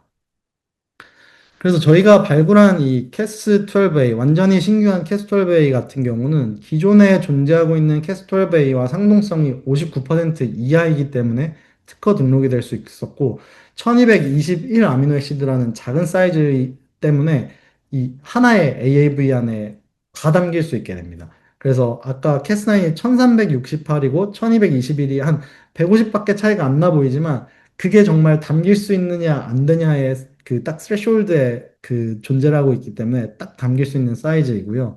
그리고 레코니션 할 수 있는 팸 시퀀스도 이제 캐스9과는 다르기 때문에 캐스9이 타겟하지 못하는 곳들을 타겟을 해볼 수가 있고 그리고 한 번에 한 유전자가 아니라 두 개, 세 개까지도 멀티플렉스로 에디팅을 해낼 수 있는 유전자 가위입니다. 그리고 이 콜렉터럴 클리비지라는 이제 타겟을 자르는 거 이외에 자르고 나서 약간 세레모니라고 해야 될까요? 주변에 존재하는 싱글 스트랜드 DNA를 이렇게 약간 난도질을 치는 이런 그 특징이 있습니다. 그걸 통해서 나중에는 진단 키트 개발도 할 수 있는데요. 이 내용도 좀 설명드리도록 하겠습니다. 그래서 이제 처음에 우리가 발굴을 했을 때는 세포 내에서 작동은 했지만 그 작동을 하는 프리퀀시가 굉장히 낮았습니다. 그래서 이거를 올리는 엔지니어링을 해야겠다는 이제 생각이 들어서 진행을 하려는 와중에 알파폴드가 이제 노벨상을 받게 되었는데 그때쯤에 이제 알파폴드 버전 중에서도 3가 나오게 되었습니다. 근데 이때까지의 알파폴드와 알파폴드 3는 정말 엄청나게 다른 차이가 있는데요. 알파폴드 2까지는 단백질, 즉 아미노산 시퀀스를 넣어주면은 그 구조에 대한 예측이었는데 3부터는 DNA와 RNA 시퀀스를 넣을 수 있습니다. 그래서 얘네들이 그냥 단백질뿐만 아니라 넣어준 DNA와 RNA와 함께 어떤 구조를 만들어내는지를 예측을 할 수 있게 되었고 저희 같이 유전자 교정을 하는 사람들한테는 이 예측을 하는 게 정말 많은 정보를 주게 되었고 특히나 신규한 단백질을 뽑아서 연구를 할 때는 이거에 대해서 각각을 크라이오EM을 찍어볼 수가 없습니다. 구조를 알기가 굉장히 힘들기 때문에 이게 엄청나게 큰 도움이 많이 되었습니다. 그래서 저희는 이 알파폴드를 100번 활용을 해가지고 이제 진행을 하는 일을 하게 되었고요. 알파폴드 돌리는 법도 간단히 설명을 드리자면은 뭐 굉장히 웹사이트가 직관적으로 잘 돼 있습니다. 어떠한 프로그램을 받아서 하는 게 아니라 알파폴드 서버에 들어가면은 뭐 이제 이런 크레딧도 주거든요. 한 번에 뭐 30번 돌릴 수 있고 이게 나중에 다시 차징도 됩니다. 그래서 여기 보면은 단백질 시퀀스를 넣는 게 있고요. 이제 여기 타입을 조정을 하면서 뭐 DNA, RNA 이런 시퀀스들 다 넣을 수 있게 됩니다. 그래서 여기에다가 이제 각각의 시퀀스들을 넣어주고 DNA 같은 경우는 제가 기억하기로는 각각 그 더블 스트랜드면은 그거에 컴플리먼트한 시퀀스를 또 다시 이제 한 줄 한 줄씩 넣어줘야 되는 형태로 되어 있습니다. 그래서 이게 넣어서 이제 돌리게 되면은 여기서 이제 예측을 해가지고 이러한 형태의 알파폴드 그 예측 구조가 나오게 되고 이게 한 구조만 주는 게 아니라 이제 여러 가지 구조들의 리스트들을 주게 되고 대표적으로 이 프레딕션 스코어가 높은 형태부터 이렇게 나열해서 주는 형태로 되게 됩니다. 그래서 이렇게 주는 파일을 우리가 받아가지고 이제 이런 구조를 예측을 해볼 수 있고 이 예측된 구조를 가지고 저희들이 그 엔지니어링을 진행을 해볼 수 있게 됩니다. 그래서 저희 같은 경우는 이 에디팅 프리퀀시를 올리기 위해서 이 팸 사이트 주변에 존재하는 아미노산을 그 4옴스트롱 내에 존재하는 아미노산들입니다. 옴스트롱은 센티미터처럼 이 거리를 얘기를 하고 있고요. 이 거리가 가까우면은 아무래도 어떤 DNA와 코디네이션을 하고 있는 아미노 애시드일 가능성이 높기 때문에 우선적으로는 팸 주변에 존재하는 아미노산들을 골라가지고 이제 알지닌으로 치환을 하는 과정들을 거치게 되었습니다. 그래서 보시는 것과 같이 TTTA인 이 팸 주변에 존재하고 사음수록 내에 존재하고 있는 아미노산을 다 가지고 와가지고 하나씩 알지닌으로 치환을 하는 과정을 거치게 되는데 알지닌 같은 경우는 포지티브 차지를 가지고 있는 아미노산입니다. 근데 DNA와 RNA는 네거티브 차지이기 때문에 이제 포지티브 차지의 아미노산으로 바꾸게 되면 아무래도 DNA 바인딩 어피니티가 올라갈 것이고 오래 강하게 붙잡고 있으면은 에디팅도 더 잘 일어날 것이라고 생각을 했습니다.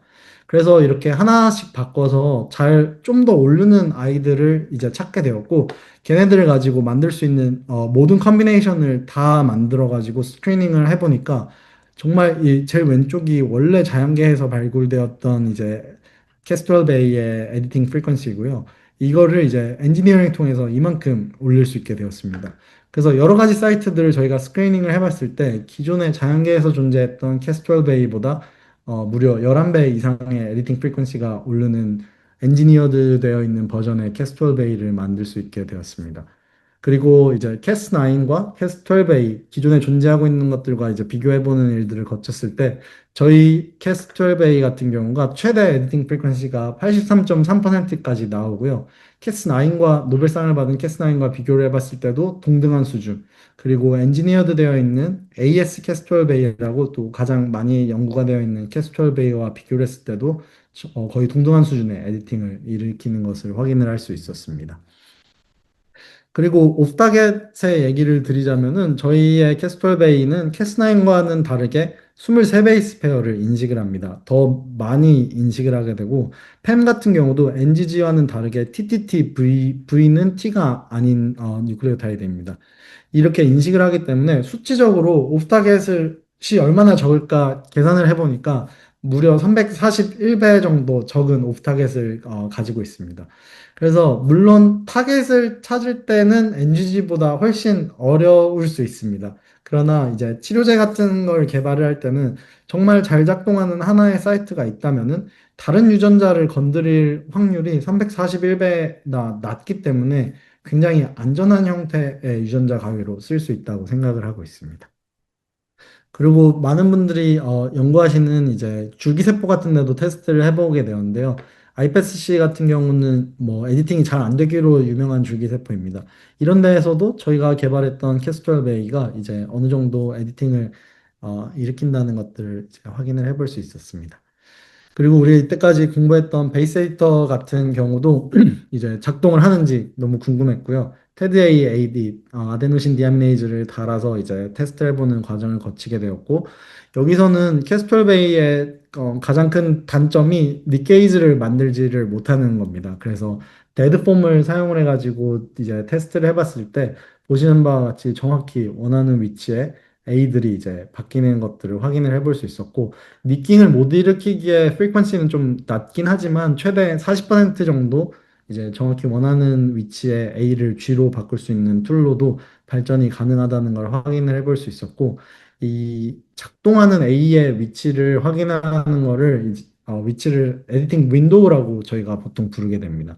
그래서 A를 1번부터 인식을 하는 23번의 스페이서까지 다 일일이 놔가지고 작동을 하는 에디팅 윈도우를 확인을 했을 때 저희 같은 경우는 8에서 9번 굉장히 이제 네로하게 크게 작동을 하는 곳들은 네로하게 8번, 9번에서 작동을 한다는 윈도우도 확인을 해보는 일들도 거치게 되었습니다.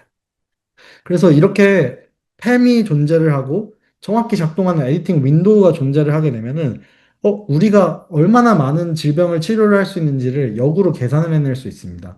그래서 클린바라는 NCBI의 웹사이트가 있는데 세상에 존재하는 모든 유전병에 대한 정보를 올리는 웹사이트입니다. 그래서 이 웹사이트를 통해서 알려져 있는 유전병 중에 우리가 A to G, C to T를 딱 그 자리와 TTTV라는 팸을 매칭을 해서 몇 가지나 치료를 할 수 있을까를 계산을 해봤을 때 2060종류의 유전병을 지금 저희가 만든 캐스트럴베이의 AB12를 통해서 치료를 할 수 있게 되겠고요. 여기서 이 78%는 캐스9이 닿을 수 없는 곳입니다. 캐스12A만 닿을 수 있는 형태의 위치들입니다. 물론 캐스9 가지고 이 계산을 하면 훨씬 더 많이 나올 것입니다. 2060개보다 많이 나올 텐데 또 캐스톨베이만 할 수 있는 유전병이 2060종류나 된다는 거는 굉장히 의미가 있는 거라고 생각을 하고 있습니다. 그리고 또 하나 캐스톨베이의 가장 큰 특징이 멀티플렉스가 된다는 형태인데요. 이 멀티플렉스는 우리가 일반적으로 생각하는 추가적인 가이드 RNA 벡터를 더 넣어가지고 두 개, 세 개를 동시에 에디팅을 해야지라는 좀 다른 컨셉입니다. 이 캐스톨베이 같은 경우는 자기 스스로 RNase 같은 액티비티를 가지고 있습니다. 그래서 보시는 바와 같이 정말 우리가 크리스퍼 어레이에 존재하듯이 이 RNA를 발현시키는 U6 프로모터 하에 다이렉트 리피드 스페이서, 다이렉트 리피드 스페이서, 다이렉트 리피드 스페이서를 넣게 되면은 이렇게 긴 하나의 프리크리 RNA가 이제 나오게 됩니다. 근데 이 캐스12A 단백질이 이 프리크리 RNA 시퀀스를 정확히 인식을 해가지고 원하는 위치마다 이렇게 딱딱 끊어가면서 RNase 액티비티를 해가지고 잘라내게 되겠고요. 이걸 셀프 프로세싱이라는 과정이라고 표현을 하게 됩니다. 이 과정을 통해서 각각을 에디팅을 할 수 있는 컴플렉스들을 스스로 이제 형성을 해가지고 한 번의 전달로 이제 세 개까지 에디팅을 해볼 수 있는 능력을 가지고 있고요. 저희 캐스트웰베이 같은 경우도 테스트를 해봤을 때 한 번에 세 개의 DNA의 더블 스트랜드 브레이크를 동시에 일으키는 결과를 얻을 수 있게 되었고, 베이스 에디팅 같은 경우도 에디팅 프리퀀시는 좀 낮지만 한 번에 이제 A to G, C to T를 세 가지 사이트에서 일으키는 일들을 할 수 있게 되었습니다. 그래서 이게 사실 뭐 캐스9 가지고도 벡터들 늘려가면서 여러 개 에디팅을 동시에 할 수는 있습니다. 근데 여기서의 강점은 뭐냐면은 이게 점점 트랜스펙션이 힘들어지는 세포들이 존재를 하게 됩니다. iPS 같은 경우도 트랜스펙션 이피션시가 별로 좋지 않은데 그럴 때 그냥 벡터 개수를 늘리는 것만으로는 멀티플렉스를 하기가 굉장히 힘듭니다. 근데 여기서는 단 하나의 벡터에 스페이서와 리핏 시퀀스를 넣어주는 게한 40, 50 베이스만 추가하는 형태이거든요. 그 정도의 베이스 추가만으로 이렇게 뭐 듀얼, 트리플까지 에디팅을 할 수 있는 결과를 가지고 있다는 게 굉장히 캐스톨베이의 큰 장점이라고 설명드릴 수 있겠습니다. 그래서 저희 엔세이지에서는 이 저희가 개발한 툴을 가지고 완전히 새로운 패러다임의 치료제들을 개발을 하고 있습니다. 그래서 현재까지는 툴을 개발을 해내는 게 굉장히 중요한 이슈였고 잘 작동하는 크리스퍼 캐스트로베이를 만드는 게 주 이슈였다면은 지금부터는 점차 이제 그 치료제, 유전자 치료제를 만드는 일들을 진행을 해보고 있고요. 그 저희 첫 번째 타겟 같은 경우는 하이퍼콜레스테롤레미아라는 이제 질병입니다. 이 질병 같은 경우는 이 PCSK9 그리고 ANGPTL3라는 유전자를 낙가웃만 해도 이제 평생 치료가 되는 걸로 굉장히 잘 알려져 있는 거라서 이제 진행을 해보려고 준비를 하고 있고요. 이 하이퍼콜레스테롤레미아에 대해서 아주 간단히 설명을 드리자면은 이거는 그냥 콜레스테롤 레벨이 피에 굉장히 높은 질병입니다. 근데 이게 생각보다 유전자로 인해 일어나는 일들이 무려 200명, 500명당 한 명일 정도로 굉장히 높은 형태를 가지고 있고요. 전 세계로 따지자면은 3,400만 명 정도가 앓고 있는 유전자에 의해 앓고 있는 질병이고 마켓 사이즈도 뭐 35조 원 정도가 될 걸로 예측이 되는 굉장히 큰 마켓입니다. 물론 사업화를 할 때는 이제 과학도 중요하지만 이런 마켓 사이즈도 굉장히 신경을 써야 되는 형태이고요. 근데 이 메커니즘이 이런 LDL 콜레스테롤이 이제 간세포에서 이 리셉터에 의해서 잡혀가지고 여기서 디그라데이션이 되고 이 리셉터는 다시 리사이클링에 의해서 간세포로 나가서 또 LDLC를 잡으러 가고 이런 형태들이 이제 지속되면서 LDL 레벨을 유지를 해주는데 여기에 그 어떠한 하나의 문제만 되더라도 이 LDL 콜레스테롤이 굉장히 높게 쌓이는 이 원인이 되게 되는 것들이 되겠고요. 뭐 알려진 것만 해도 900종 이상의 뮤테이션들이 모든 이 LDL 콜레스테롤을 올리는 이유로 알려져 있습니다. 그러는 와중에 이 PCSK9 이니비터라는 게 완전히 게임 체인저로 등장을 하게 되었습니다. PCSK9이라는 이 단백질을 막아주는 것만으로도 LDL 레벨을 떨어뜨린다는 게 알려지게 되었고, 이 고지혈증 같은 경우가 우리가 굉장히 뭐 단순한 질병으로 알고 있는데 굉장히 상황이 심한 분들이 있고 엄청 심할 때는 동맥경화를 일으키기도 합니다. 그래서 이 PCSK9 이니비터라는 게 게임 체인저로 등장을 하게 되게 되었는데요. 얘네 같은 경우는 이제 주사로 맞아야 되는 형태입니다. 주사로 맞게 되는데 평생을 맞아야 되는 형태의 치료제에 있고요. 한 달에 이제 130만 원 이상씩을 매달 내면서 정말 평생 남은 날 매번 배에다가 찔러야 되는 그런 형태의 주사제입니다. 그래서 이거는 사실은 이런 치료제들은 치료제라고 하기는 그렇고 이제 크로닉 매니지먼트인 거죠. 완전히 원인을 없애는 게 아니라 상황이 일어나지 않게끔 막아주는 형태의 치료제들입니다. 그래서 이런 PCSK9을 이제 이니비션을 시켜주는 게 아니라 정말 그냥 유전자를 낙아웃을 시켜주게 되면은 유전자 치료제로서 평생의 LDL을 떨어뜨릴 수 있는 그런 형태의 치료제를 이제 개발을 할 수 있게 됩니다. 그래서 저희는 유전자 가위, 저희가 개발한 유전자 가위를 가지고 PCSK9을 이제 낙아웃을 하는 이 치료제들을 개발을 하는 일들을 하나 하고 있습니다. 그리고 또 하나 저희가 만든 유전자 가위를 가지고 진행했던 기술 이전을 했던 일이 있어서 소개를 시켜드리려고 하는데요. 저희가 만든 유전자 가위를 가지고 이제 글로벌 백신 기업인 아박이라는 회사에 기술 이전을 하게 되었습니다. 이 아박이라는 회사는 아프리카 돼지 열병이라고 들어보신 적 있으실 겁니다. 이 돼지에 굉장히 이 치명적인 바이러스인데요. 이 바이러스에 대한 백신을 만드는 이제 회사였습니다. 그래서 이 회사와 같이 이제 콜라보레이션을 해가지고 백신을 만드는 일을 진행을 하게 되게 되었는데, 얘네는 이 DNA 바이러스입니다. 근데 이 DNA 바이러스가 매 5년마다 새로운 뮤턴트가 등장을 하게 됩니다. 그러면 그 뮤턴트에 맞춘 백신을 또 개발을 해야 팔리게 되고 하는데, 이제 이 베트남 회사인데 베트남에 새로운 뮤턴트가 등장을 했다고 합니다. 그래서 굉장히 빠른 시일 내에 백신을 만들고 싶다고 연락이 오게 되었고, 기존의 백신을 만드는 방법은 이 호물록스 리컴비네이션이라는 방식을 통해 가지고 이 호물로지 암을 가지고 있는 도노벡터를 그냥 전달을 시켜주면은 이 DNA 바이러스가 자연적으로 일어나는 호물록스 리컴비네이션에 의해서 DNA가 변해서 어테뉴에이션이 일어나는 형태를 취하고 있었습니다. 이때까지는.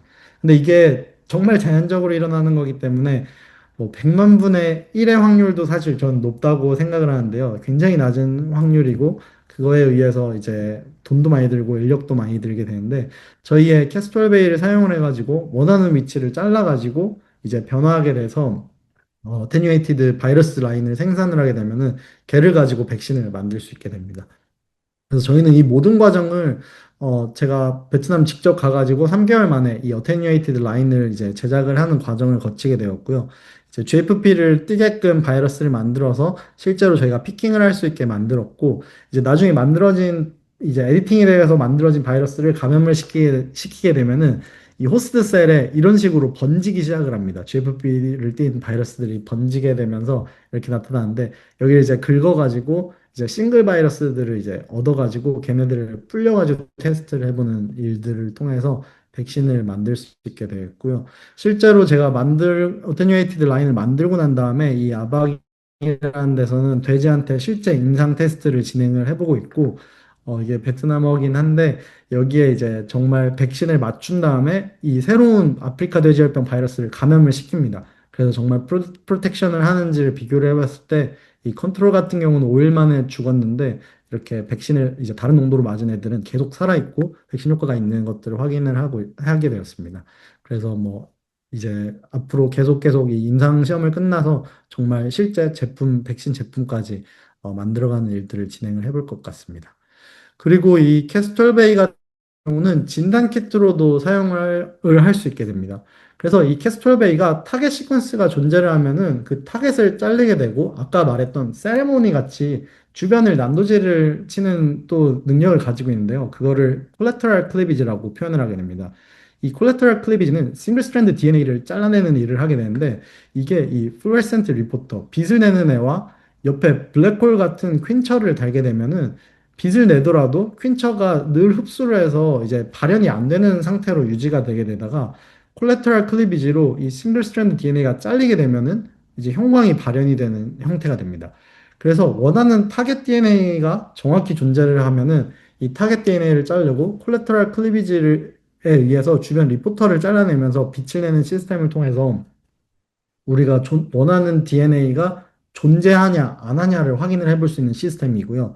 이를 통해 가지고 저희는 정말 단 하나의 카피의 바이러스까지도 10분 만에 발견을 할 수 있는 이 진단 키트를 개발을 하게 되었습니다. 그래서 이를 통해서 저희 뭐 코로나 같은 경우는 프로토타입까지 개발이 완료가 되게 되었고요. 뭐 음식 같은 경우도 GMO인지 아닌지 이런 것들을 구별해낼 수 있는 키트들도 있고, 동물 같은 경우도 이제 뭐 아프리카 돼지열병뿐만 아니라 뭐 럼피스킨 디지즈 이런 식의 형태들을 DNA 레벨에서 이제 관찰을 해볼 수 있는 테스트기를 만들 수 있게 됩니다. 근데 이게 굉장히 좋은 점이 뭐냐면은 이런 qPCR 같이 보통 이제 DNA의 존재 여부를 진단을 한다면 우리 코로나 때 이제 뭐 샘플을 보내서 PCR을 떠가지고 확인을 해보잖아요. 그런 경우는 샘플도 보내야 되고 PCR을 통해 가지고 결과가 나오는데도 1시간, 1시간 반 정도가 걸립니다. 근데 이 진단 키트를 사용을 하게 되면은 현장에서 진행을 하고 단 10분 만에 이제 감염이 됐는지 그 DNA가 존재를 하는지 안 하는지를 확인을 해볼 수 있는 진단 키트로 발전을 시킬 수 있게 됩니다. 그리고 또 다른 강점은 우리가 이제 뭐 예를 들면 코로나 때 많이 해보셨겠지만 이제 뭐 코 이렇게 해가지고 항원항체 테스트를 하게 되는데, 코로나도 굉장히 뭐 알파, 베타, 감마, 오미크론처럼 베리언트들이 굉장히 많이 나오게 되는데 이 베리언트들이 사실상 엄청나게 서로가 다르지가 않습니다. 어떤 스파이크 프로틴에 이렇게 아미노산 한두 개가 바뀌는 형태의 다른 거라 이 안티gen 안티바디 테스트를 가지고는 코로나의 유무는 알 수 있지만 너가 알파 걸렸어, 베타 걸렸어, 오미크론 걸렸어 이거를 현장에서 구별하기는 정말 어렵습니다. 근데 DNA를 디텍션을 하고 있는 크리스퍼 시스템을 이용한 디텍션 키트는 DNA 시퀀스가 다른 거를 구별을 해낼 수가 있습니다. 그래서 예를 들어 이 캐스톨베이는 23베이스를 인식을 하고 있는데요. 여기에 예를 들어 뭐 베타가 이 C가 A로 바뀐 형태의 뮤턴트라고 하게 된다면은 이걸 정말 구별을 해낼 수 있을지 저희가 테스트를 해봤는데요. 1번부터 24번을 3번을 쫙 바꿔가면서 테스트를 해봤는데 1번, 10번, 19번, 20번에 그 뮤테이션이 위치하게만 놓을 수 있으면은 우리는 와일드 타입인지 뮤턴트인지를 현장에서 바로 구별을 할 수 있게 되었습니다. 그래서 이를 통해서 실제로 데이터를 테스트를 해봤을 때 와일드 타입일 때는 와일드 타입만 잡아낼 수 있게 되었고요. 뮤턴트일 때는 뮤턴트만 잡아낼 수 있는 이런 진단 키트를 개발할 수 있게 되었습니다. 그래서 앞으로의 진단 시장의 미래는 이러한 DNA 자체를 현장에서 이렇게 확인을 해볼 수 있는 진단 키트들이 많이 나올지 않을까라고 기대를 해보고 있습니다. 그리고 이거는 가장 최근에 하고 있는 연구인데요. 저희는 이 TMPB라는 이것도 크리스퍼 캐스9이랑 거의 똑같은 RNA 가이디드 엔도뉴클레이즈라고 생각을 해주시면 되겠습니다. 이 TMPB라는 이제 작은 유전자 가위가 나왔는데 크기가 408 아미노산밖에 안 됩니다. 거의 캐스9의 4분의 1 크기이기 때문에 굉장히 작아서 AAV로 쓰기에 너무 좋고 베이스 에디터를 만들더라도 AAV 내에 들어갈 수 있을 만큼 굉장히 좋은 도구가 2021년도에 나오게 되었고요. 그거에 대한 이제 구조 논문은 2023년에 이제 퍼블리시가 되게 되었는데 이거를 가지고 저희가 연구를 좀 진행을 하게 되었습니다. 그래서 크라이오EM 구조 같은 경우는 이제 공개가 되게 되면은 이 프로틴 데이터 뱅크라는 PDB라는 곳에 가가지고 이 그 코드가 있습니다. 뭐 82XA라는 코드가 이제 논문 같은 경우에 이런 식으로 크라이오EM 찍은 논문이 나오면은 이 코드를 공개를 하게 되는데요. 이 홈페이지를 가서 82XA를 치면은 이렇게 구조를 받아볼 수 있게 됩니다. 그래서 이 받아본 구조를 가지고 이제 저는 파이몰이라는 이 프로그램을 많이 쓰는데요. 이 파이몰에 이 구조를 이제 82XA를 놓으면은 이렇게 찍은 구조를 그대로 자기 눈으로 확인을 하고 돌려보고 여러 가지 일들을 진행을 해볼 수 있게 됩니다. 그래서 저희는 이 TMPB가 이제 지노 에디터라는 거는 나왔지만 에디팅 프리퀀시가 굉장히 낮아서 이거를 올려서 정말 써볼 수 있는 도구로 만들어 보자라는 일들을 진행을 하게 되었고 이 구조를 통해 가지고 이제 아미노산들을 셀렉트 해가지고 엔지니어링 하는 과정을 거치게 되었는데 저희가 아까처럼 했던 것처럼 DNA와 RNA와 코디네이션 하고 있는 모든 아미노산을 한번 알지닌으로 바꿔보는 일을 해보면 어떨까라고 생각을 했습니다. 이 TMPB 같은 경우는 한 408 아미노산이니까 아무리 많이 나와도 한 100개 정도 나오겠지라고 생각을 해서 이 스트럭처를 가지고 DNA와 RNA를 다 선택을 한 다음에 주변에 4옴스트롱 이내에 있는 아미노산을 다 골라줘라고 하게 되면은 이런 식으로 4아미노산, 4옴스트롱 내에 존재하고 있는 모든 아미노산을 다 선택을 해주는 일을 합니다. 그래서 이렇게 선택된 아미노산을 가지고 전부 다 알지닌으로 이제 바꿔보는 일들을 진행을 하게 되었고, 보시는 바와 같이 이제 그 기존의 TMPB에서 104개의 아미노산을 다 알지닌으로 치환을 해가지고 스크리닝을 하는 과정을 거쳤습니다. 그 이후에 이제 가장 잘 작동하는 탑 5를 가지고 만들 수 있는 모든 컨비네이션을 가지고 만드니까 기존의 TMPB보다 4.56배 높은 에디팅을 가지고 있는 TMPB를 만들 수 있게 되었고, 다른 세포에서도 테스트 해봤을 때 최대 10배 이상 증가하는 TMPB를 만들고, 심지어 캐스9보다도 더 에디팅이 잘 되는 형태로 이제 발전을 시킬 수 있게 되었습니다. 그래서 이렇게 만든 이 TMPB 같은 경우는 여기서는 이제 팸 시퀀스가 아니라 템 시퀀스라고 말을 하는데요. 템 시퀀스가 기존의 캐스12A보다도 더 심각합니다. TTGAT라는 굉장히 스트릭한 템을 가지고 있는데요. 이 저희가 이제 엔지니어링을 하면서 뽑았던 아미노산들의 위치를 보니까 저희는 그냥 탑으로 잘 됐던 5개를 뽑았을 뿐인데 그 중에 이제 4개가 템 주변에 존재를 하고 있었습니다. 그만큼 템이라는 템과 팸이라는 게 굉장히 중요한 역할을 하고 있는 리즌이라는 걸 알게 되었고요.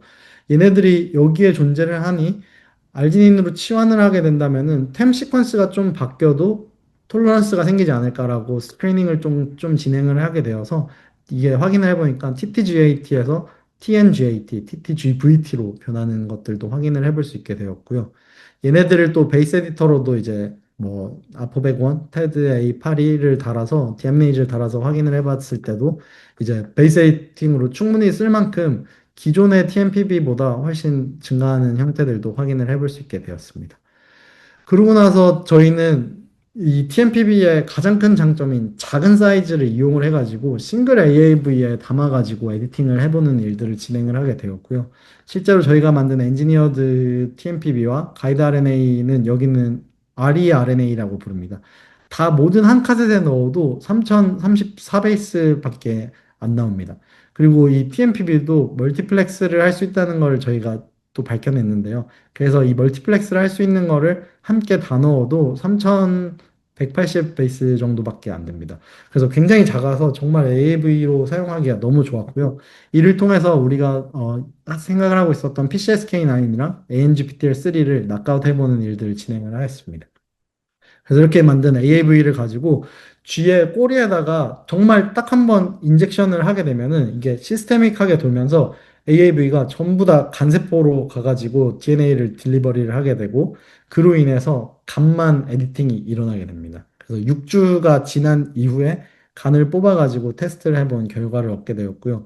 이게 정말 어제까지도 얻었던 데이터들 다 합친 내용인데 보시게 되면은 이제 AAV 하나에다가 PCSK9만 낙아웃하는 걸 보시게 되면은 간에서 50% 정도 되는 세포들이 다 PCSK9이 에디팅이 되었고요.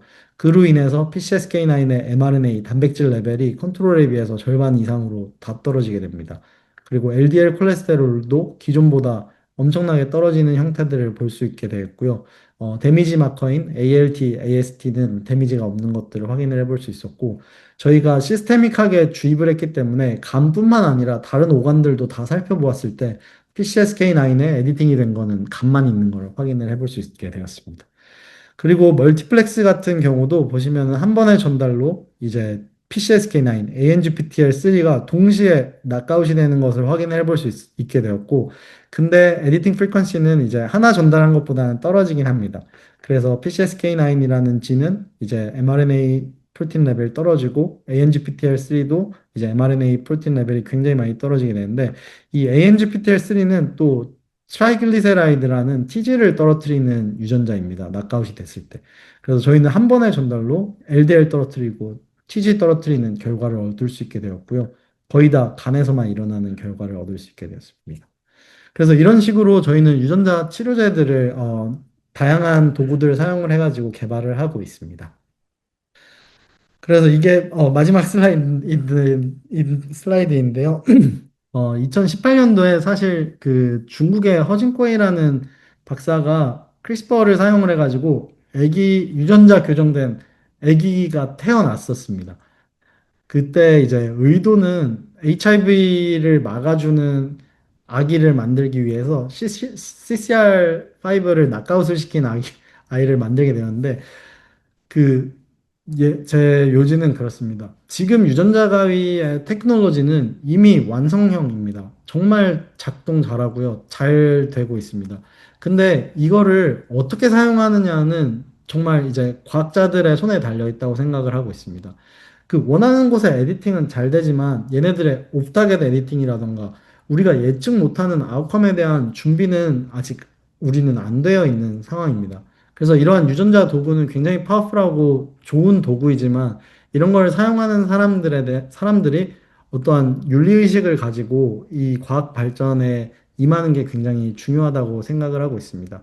그래서 뭐 누구나 사용할 수 있는 도구고 강력한 도구이지만 이런 도구를 사용함에 있어서 그러한 윤리의식을 가지고 이제 연구를 해나가는 게 굉장히 중요하다고 생각하고 있습니다. 그래서 이때까지 우리가 태어날 때는 유전자를 가지고 태어나고 그 유전자가 우리 미래를 결정을 짓고 이런 생각들을 많이 해왔었는데 이제 정말 그 유전자가 우리의 미래를 결정짓는 시대는 저는 끝났다고 생각을 하고 있습니다. 그래서 이때까지 제 그 강의 들어주셔서 감사합니다.